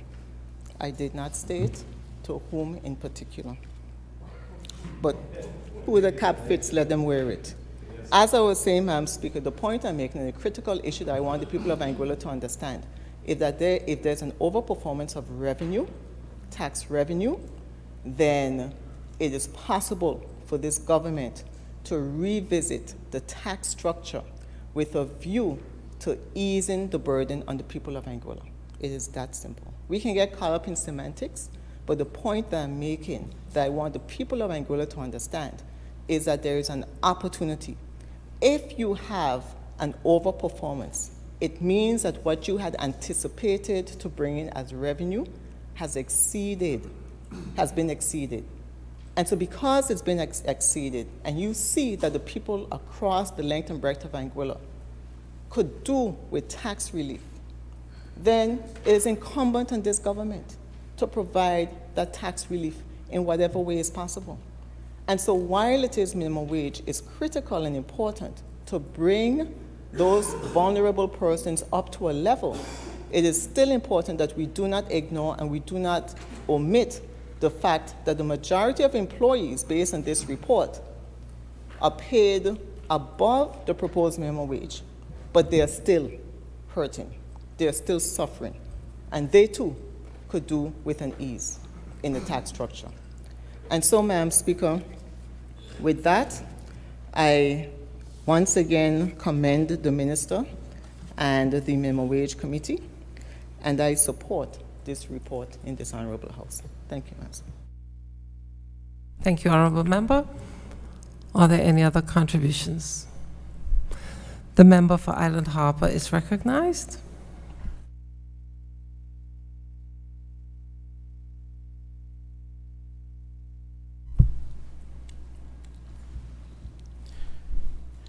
Thank you, Madam Speaker.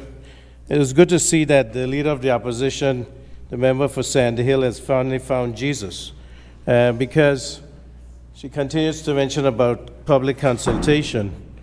And we do know that the door of this Honorable House had to be broken down in November of 2015, so with the Banking Act of 2015, so that the previous administration would seek public consultation on the Banking Act. But it continues to be revisionist history, Madam Speaker, by the member for Sandy Hill specifically. And I will elaborate. But I want to stand, Madam Speaker, in support of this minimum wage and in support of the committee. I want to thank Dr. Wycliffe Foy, the chair, and his staff. The chair continues to serve even though he is retired, Madam Speaker. He's really earning his pension. Madam Speaker, the definition of minimum wage is a minimum sum payable to a worker for work performed within a given period.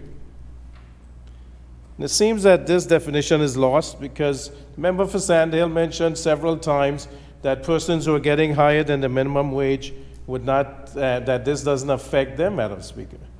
I think that the intent of the minimum wage is to set that floor. And then whatever is paid above that, Madam Speaker, is dependent on the economy, dependent on negotiations by employees and the employer. Difference to that, Madam Speaker, a living wage would be income level that allows the ability to afford adequate shelter, food, and other necessities. And the member mentioned that that's would be preferable, and that's where the minimum wage would be headed to. But at this time, we need a start, Madam Speaker. And that is where we're at. It provides social protection. And to limit poverty, Madam Speaker, one of the Sustainable Development Goals. And the Minimum Wage Committee, Madam Speaker, we've seen here that they did consultation, they did research, they met with employees, employers, they met informally and formally with civic organizations to come up with this determination of a minimum wage for Anguilla of $16.15 EC or $6 US, Madam Speaker. This takes into consideration national economic conditions, inflation, and social conditions, subjective and emotional versus objective and evidence-based. And it seems like, you know, the opposition side would prefer that we went with, subjective and emotional representations rather than looking at actual data, Madam Speaker. Madam Speaker,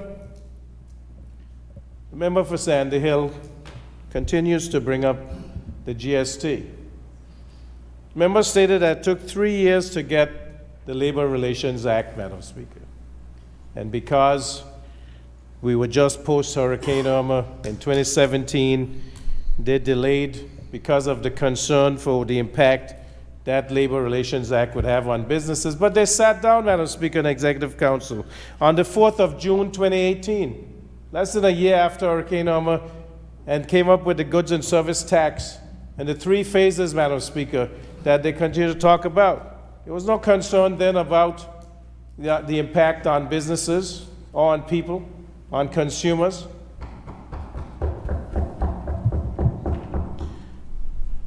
Madam Speaker, it was in the middle of a pandemic.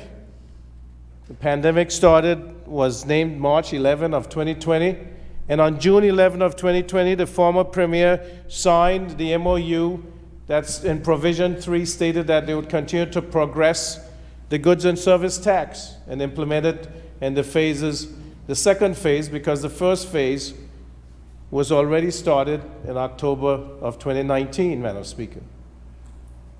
And in the budget address for 2019, the Honorable Premier mentioned that the first phase of the goods and service tax was implemented with the IGT legislation, Madam Speaker. Madam Speaker, the member talks about that the GST is responsible for the increased cost of living in Anguilla. I'd like to state, Madam Speaker, for the record, that when the interim goods tax was implemented in October of 2019, that this was taken straight from the report of CARTAC in 2016, we talked about the goods and service tax, or VAT, Madam Speaker. It talked about that the goods and service tax, or VAT, would have to be set at a 17.2% for Anguilla. In keeping with in the Caribbean, where the VAT would range anywhere from 15% to above 20%. So they settled on a 17.2% rate for Anguilla, Madam Speaker. And I can state that we were given that same rate when we came into administration, and we were told, Madam Speaker, that this was the rate that was stated by the previous administration, or was given to them, that they would follow, Madam Speaker. We were given the thresholds of above 500,000 per annum, above 300,000 per annum, and how much businesses would be affected, would have to sign up. And we asked, Madam Speaker, that there be another study done with the IMF so that we could determine what would be a rate specific for this size country, the minimum rate that we could go with. But I want to go back, Madam Speaker, to the IGT. And the IGT, Madam Speaker, at that time stated that you would look at customs tariffs, and the tariffs were up to 12.9%. It was recommended, Madam Speaker, by the CARTAC report that they do an 8% across-the-board tariff and a 0.5% customs service charge. The administration at that time decided that they would go with 9% tariff and a 1% service charge for customs, Madam Speaker. This was almost exactly as stated in the report. So there's nothing that says that if they had put in the GST, which they had started in October of 2019, that on January 1st of 2021, that the rate would not be 17.2% for the goods and service tax, because that's what the report stated, Madam Speaker. And those who are concerned about whether there should have been a sales tax, it was recommended that report, if you go with a sales tax, that the sales tax had to be 18.3%. If you didn't do exemptions and didn't give breaks business-to-business transactions, or 23.5% if you did give breaks to businesses. I don't know what is better, 17.2% or 18.3% or 23.5%, Madam Speaker. Everybody can judge that. But I just want to get back to the goods and service tax, Madam Speaker, that the member for Sandy Hill says is crippling Anguilla. Because with the goods and service tax at 13%, you've taken down the tariff from 12.9 to 9% is what went in. And Madam Speaker, the 9% was there. The 9% was repealed to get 13%. So there's only a 4% difference. If I doing new math, there's 4% difference, Madam Speaker. Now it says that inflation in Anguilla in 2022 is 5.6%. So, Madam Speaker, we know what caused inflation. Increased cost of living in Anguilla reflects the increased cost of goods and services, Madam Speaker. Cause of this, supply chain issues, increased shipping costs, increased fuel costs, which was caused by the war in Ukraine and other decrease in supply. So these need to be taken into consideration, Madam Speaker. And if we're going to be honest in this House, or on the radio, or talking to the people, we need to come out with this instead of misrepresenting the facts, Madam Speaker. And this is intentional. And I refuse to sit here, Madam Speaker. And I allow that, you chastise me for getting up what I call the point of clarification. I appreciate the correction. But you'll have to correct me a lot more, Madam Speaker, going forward, because I will stand in this House and I will no longer take any type of bashing from the Leader of the Opposition or any member of the Opposition when they err away from the truth, Madam Speaker. So, Madam Speaker, food and essential food items has been zero rated, which means, Madam Speaker, it should be 9% cheaper than it was under the previous administration and prior to the implementation of the goods and service tax. So, Madam Speaker, we do have increased cost of food. But it's not because of the goods and service tax, Madam Speaker, because that's zero rated. There are a lot of items that are exempt, Madam Speaker. the increased cost is not due to the goods and service tax. And so, we are here to debate or talk about the minimum wage, Madam Speaker. And I'm happy that the Minister, the Single Island White member, Honorable Kenneth Hodge, was able to advance this, Madam Speaker, and get the right team in place to move it forward. Because I've heard about minimum wage committees, I've heard about minimum wage in Anguilla, for at least 30 years. But now it's a reality, or it's getting close. So, the minimum wage can pit employee versus employers. And so we have to find something that is satisfactory and acceptable for both, Madam Speaker. And so that is why the committee met, consulted, and came up with this number. And the positive outcomes of this would result in economic growth because there's additional disposable income available to low-wage workers to spend in the economy. And this is not just about employees and employers, Madam Speaker. This also is about government, because government, we saw in the report that government is one of the entities where employees are paid less than minimum wage. So there'll be an increase in the wage bill. And I don't know how the opposition expect that we will pay for that, because it seems for them manna falls from heaven, God provides, because you can't collect taxes, you can't raise fees, you can't grow the economy, because to them nothing has happened in this economy, which was stated in the last meeting of the House. So I don't know how the country will survive. I don't know how do we get our low-wage persons to a respectable minimum wage if government cannot make these decisions, Madam Speaker. So with government, we have to increase the earnings of the lowest paid workers. And what that will also have potential to do, Madam Speaker, is decrease the need for public assistance to needy families. Because if you can increase the wages,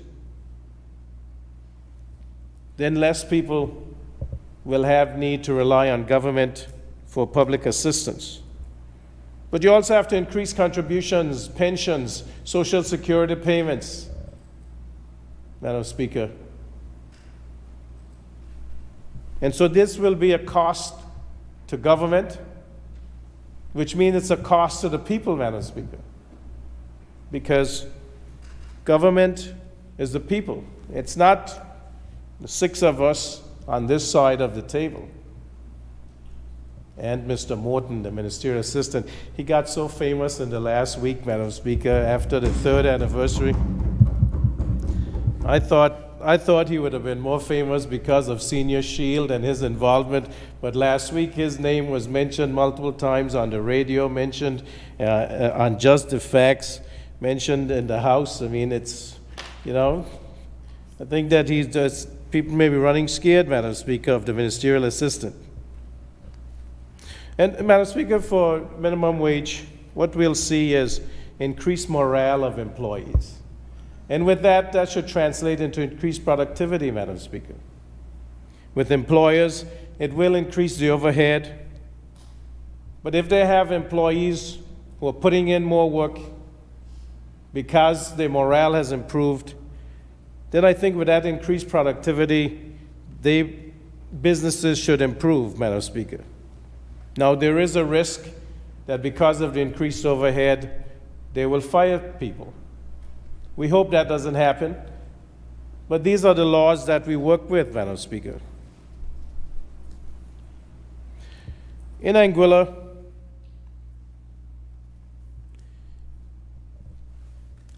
Madam Speaker, this minimum wage, it's a long time coming, and it's here, and there will be public consultation, and there will be chance for employers, employees, and others to make their written presentations, also to show up at the consultations.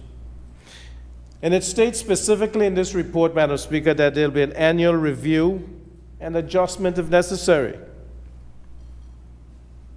The thing that will be of concern here, Madam Speaker, is enforceability, because we do know that the laws are made and they're not enforced like they should be.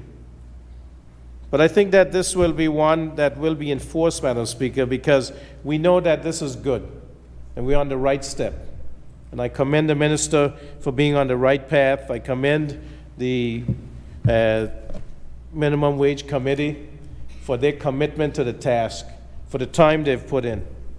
And so, Madam Speaker, I look forward to this minimum wage going through the consultation process, that the minister will be open to the discussions that are had.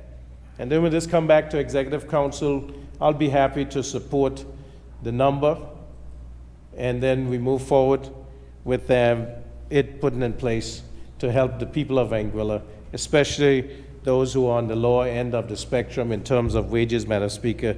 So I want to thank you, and I want to commend again all who have been involved in making this a possibility. I approve of it, Madam Speaker. Thank you, Honorable Member. Are there any other contributions? The Honorable Member for Valley South is recognized. Thank you, Madam Speaker. Madam Speaker, I rise this morning to give my full support to this motion that has been brought forward by the Honorable Minister of Home Affairs, the Single Island Wide Electoral District member, Mr. Kenneth Hodge. I think he's worked very hard on this minimum wage in partnership with the committee, and I want to thank them for their work, their yeoman service, as the minister often says, in getting us to the point today of bringing a minimum wage to the people of Anguilla. Thank you very much for your service. And as you know, Madam Speaker, a minimum wage is a very critical labor policy. It's a tool that is used to tackle poverty. But we all know that it's not a panacea. It's not a fix-all. It's one tool in the arsenal of addressing matters relating to poverty reduction. And the minister and the committee have set out a comprehensive strategy that they intend to implement to see to it that the changes brought forward by the establishment of a minimum wage are effective, and they're giving life to the changes that they want to see happen within the Anguillian society. And as we know, Madam Speaker, a minimum wage is a baseline, it's a floor that is set by government to regulate wages because industry isn't doing it themselves. So in a utopian society, Madam Speaker, we wouldn't have to talk about minimum wage because the industry would do it themselves. And we talk a lot about markets of supply and demand really fixing things like the labor wage. But we also know from multiple sources, Madam Speaker, that there are very frequent market failures. And those market failures come about when, although we know in economic terms that if you are able, based on demand and supply rules, to pay more, you should. But that doesn't always happen. On many occasions, Madam Speaker, there's an oppression of the rate, or repression. It's kept low and maintained low. And so this is where government has to come in and intervene in order to rectify an imbalance. Because the market forces really determine the power dynamics within the labor market, Madam Speaker. And very often we have unequal bargaining power between the employers and the employees. That's very common, especially when we're talking about the minimum wage. And to prevent exploitation, very often, that's where government has reached to the point of having to intervene. And so, from the perspective of where we are today, Madam Speaker, we know that it's been a very lengthy discourse around the establishment of minimum wage. And I've also heard us go further than the conversation about minimum wage. There's a conversation about living wage and the associated costs and negative effects of implementing a living wage. There's a lot of research out there, Madam Speaker, that speaks to the particular challenges of implementing a living wage. Now, we do see this in many countries across the world, specifically within the US, where you see a federally set minimum wage, and then the states set their own separate living wage. And some of those, the variances between the state set minimum wage, the federal set minimum wage, and the state set living wage can vary very, very significantly, Madam Speaker. In the US, they're currently having a discourse about moving the minimum wage up to $15 an hour. That's the minimum wage. Most states are moving their living wage to $15 an hour. And there's a lot of back and forth between employers and employees on this rate. And so, Madam Speaker, this process of working through the establishment of a minimum wage is going to take time. And there are a lot of factors that are put into the establishment of a minimum wage. It's not just a matter of, I feel as though this is what people should be paid, and therefore this is the rate that I'm going to set. It is an empirical study, and the members of the Minimum Wage Committee would have gone through at length in their report about the various factors you have to consider before establishing a minimum wage, and the minimum wage formula being very specific. And so I appreciate the work that they have done in coming to the point of setting that minimum wage.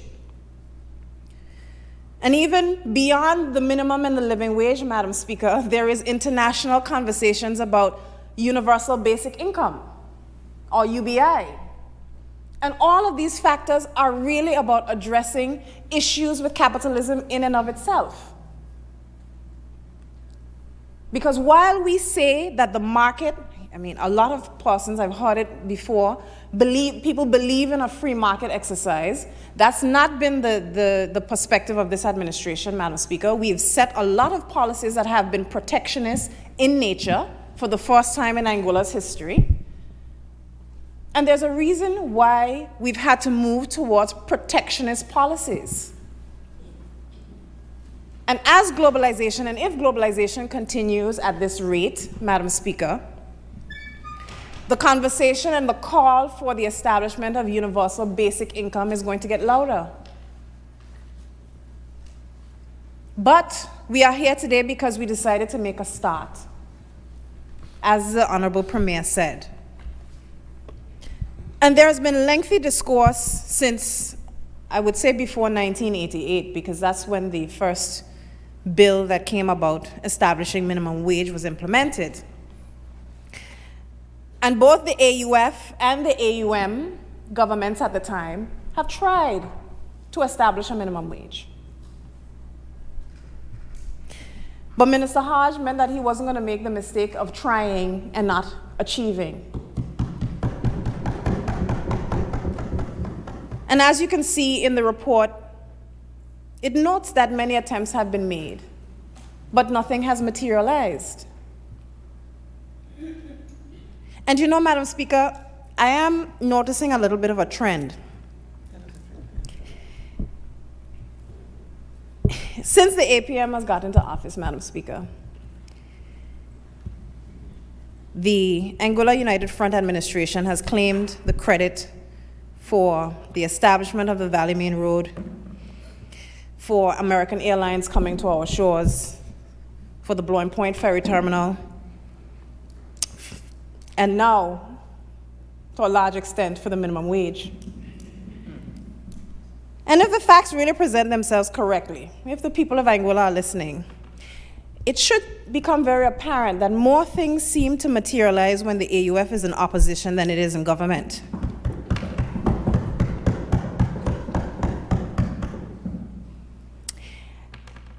And I also find it very interesting, Madam Speaker, that they take the credit for everything under God's sun other than GST.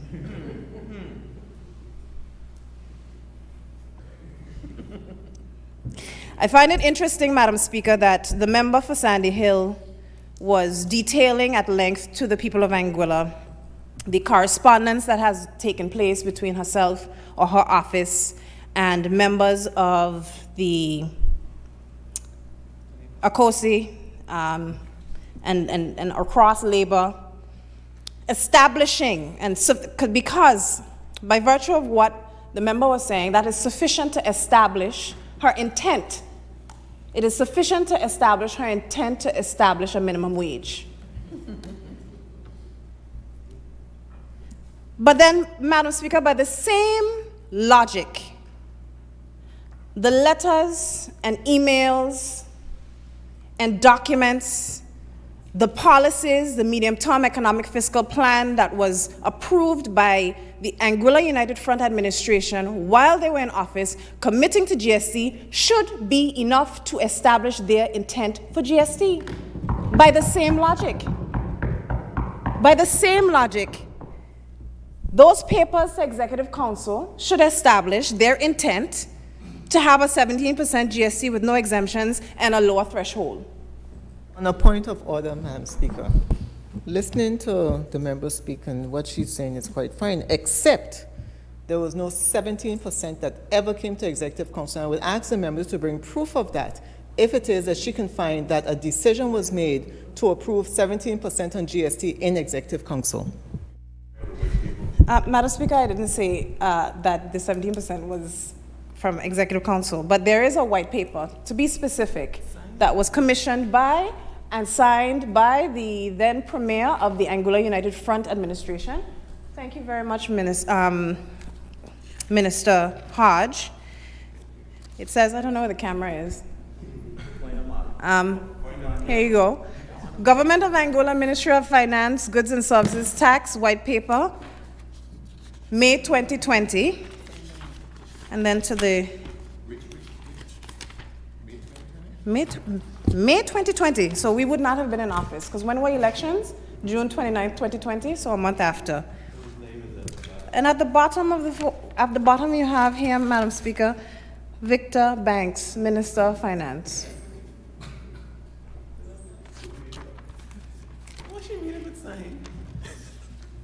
That was a forward presented by the forward is presented by the Minister of Finance. It was written by the then Minister of Finance, Mr. Victor Banks. So.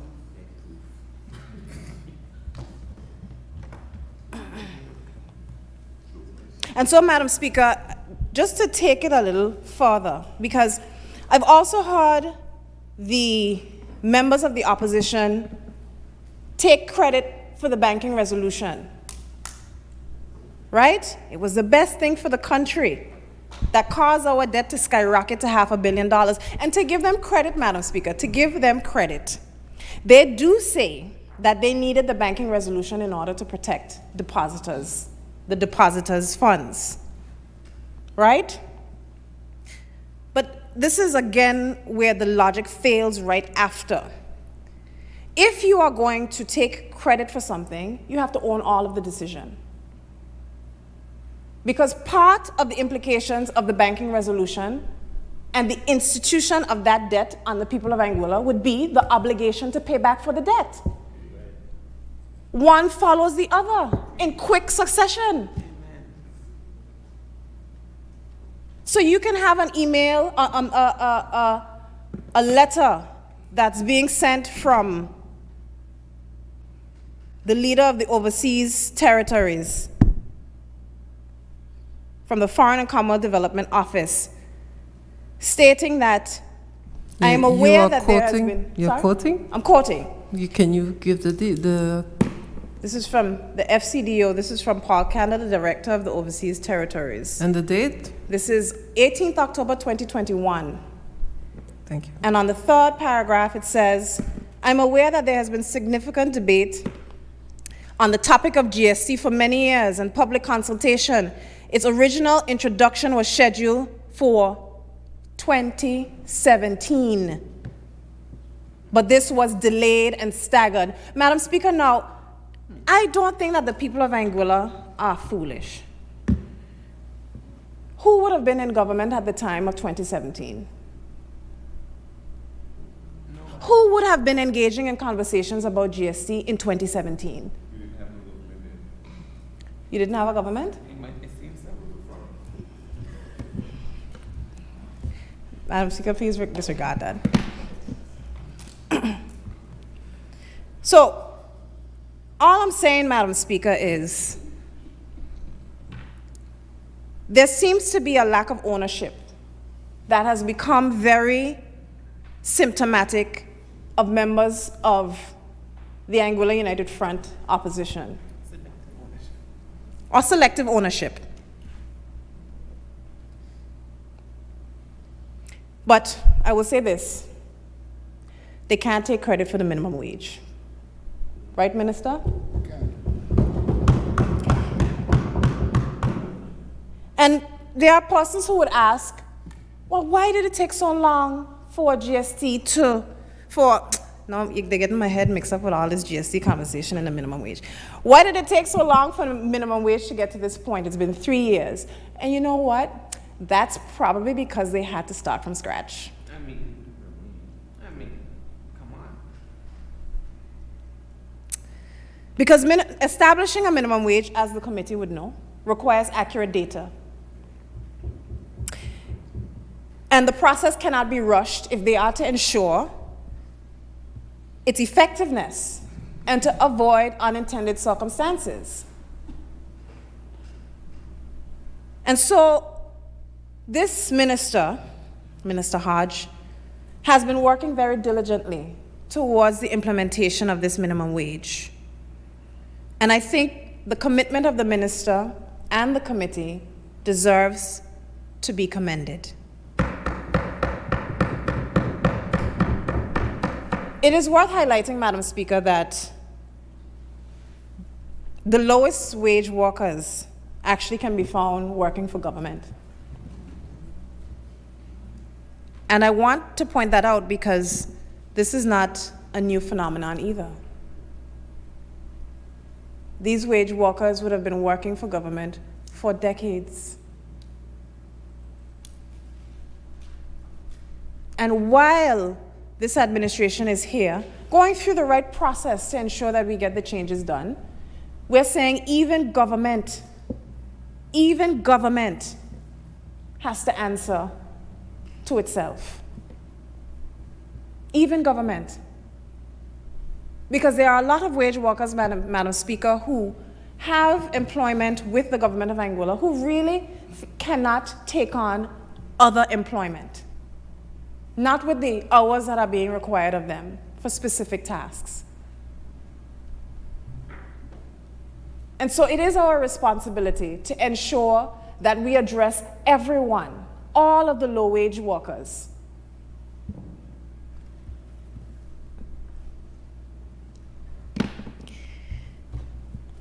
And so, Madam Speaker, to conclude, I'm not going to take up too much of the House's time. The establishment of minimum wage in Anguilla is not just a social justice issue, it's also an economic imperative.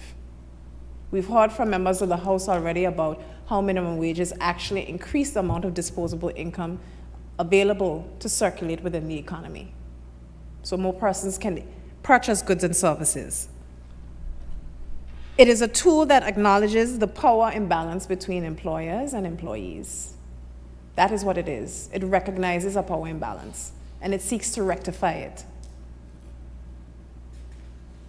So, Madam Speaker, let us learn from the past and seize on this opportunity to make a positive change in the lives of the most vulnerable members of our society. Together, we can forge forward to a common destiny, as we've said for Anguilla Day. So I end my support of this motion. Thank you very much, Madam Speaker. Thank you, Honourable Member. Are there any other contributions? If there are no other contributions, I invite the mover to respond, please. Your hand was up before I started.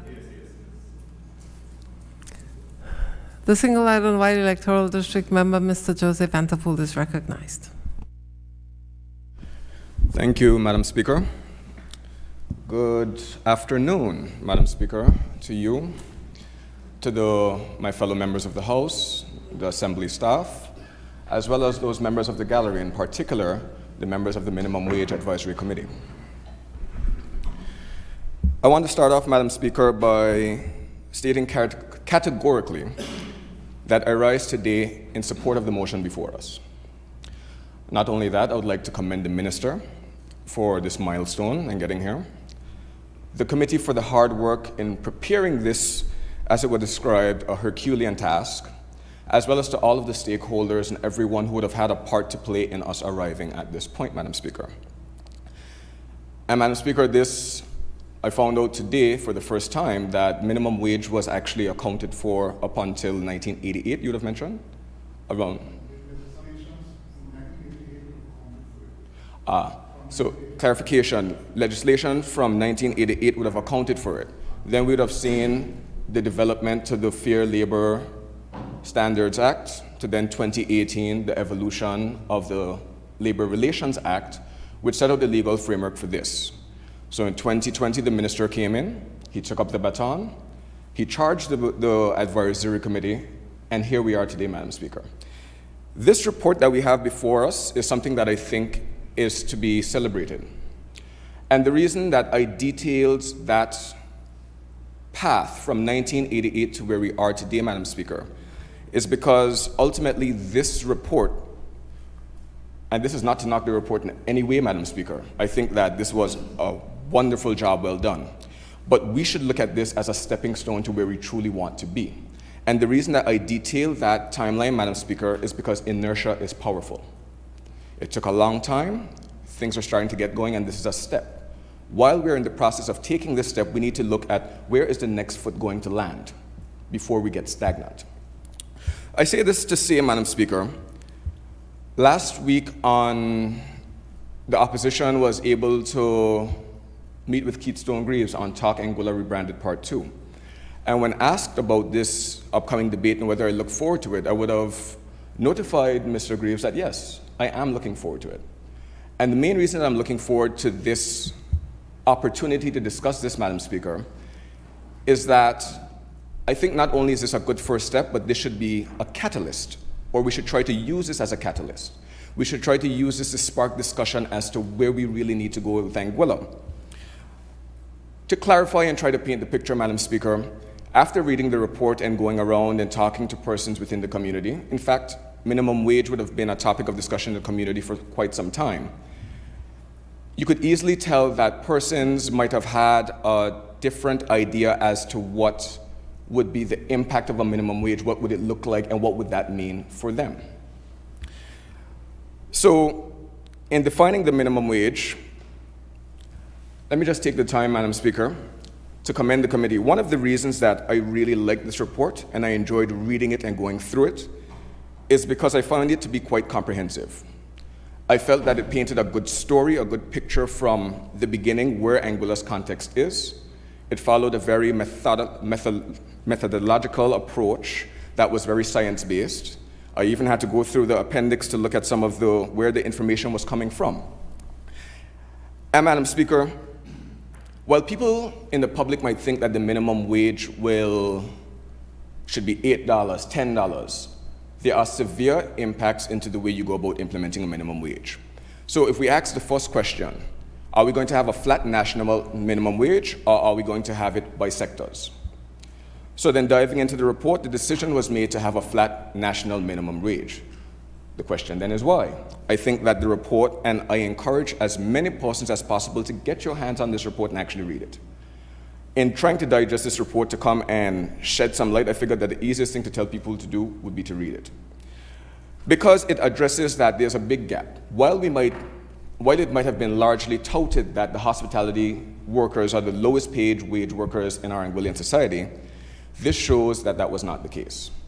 In fact, this flat minimum rate, even though it will have no real material impact on the hospitality sector as outlined, what it does do is introduce the minimum wage in a way that is first sustainable and simple by the flat rate. But it has the additional benefit, Madam Speaker, of combining those low-wage workers and bringing them up to one standard level.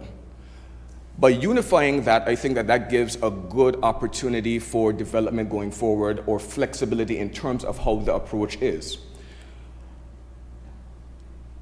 After this report is done, we'll see 6 months by which the business community will be able to respond to the minimum wage. They'll have time to prepare, and employees will have time to plan for the expected increases.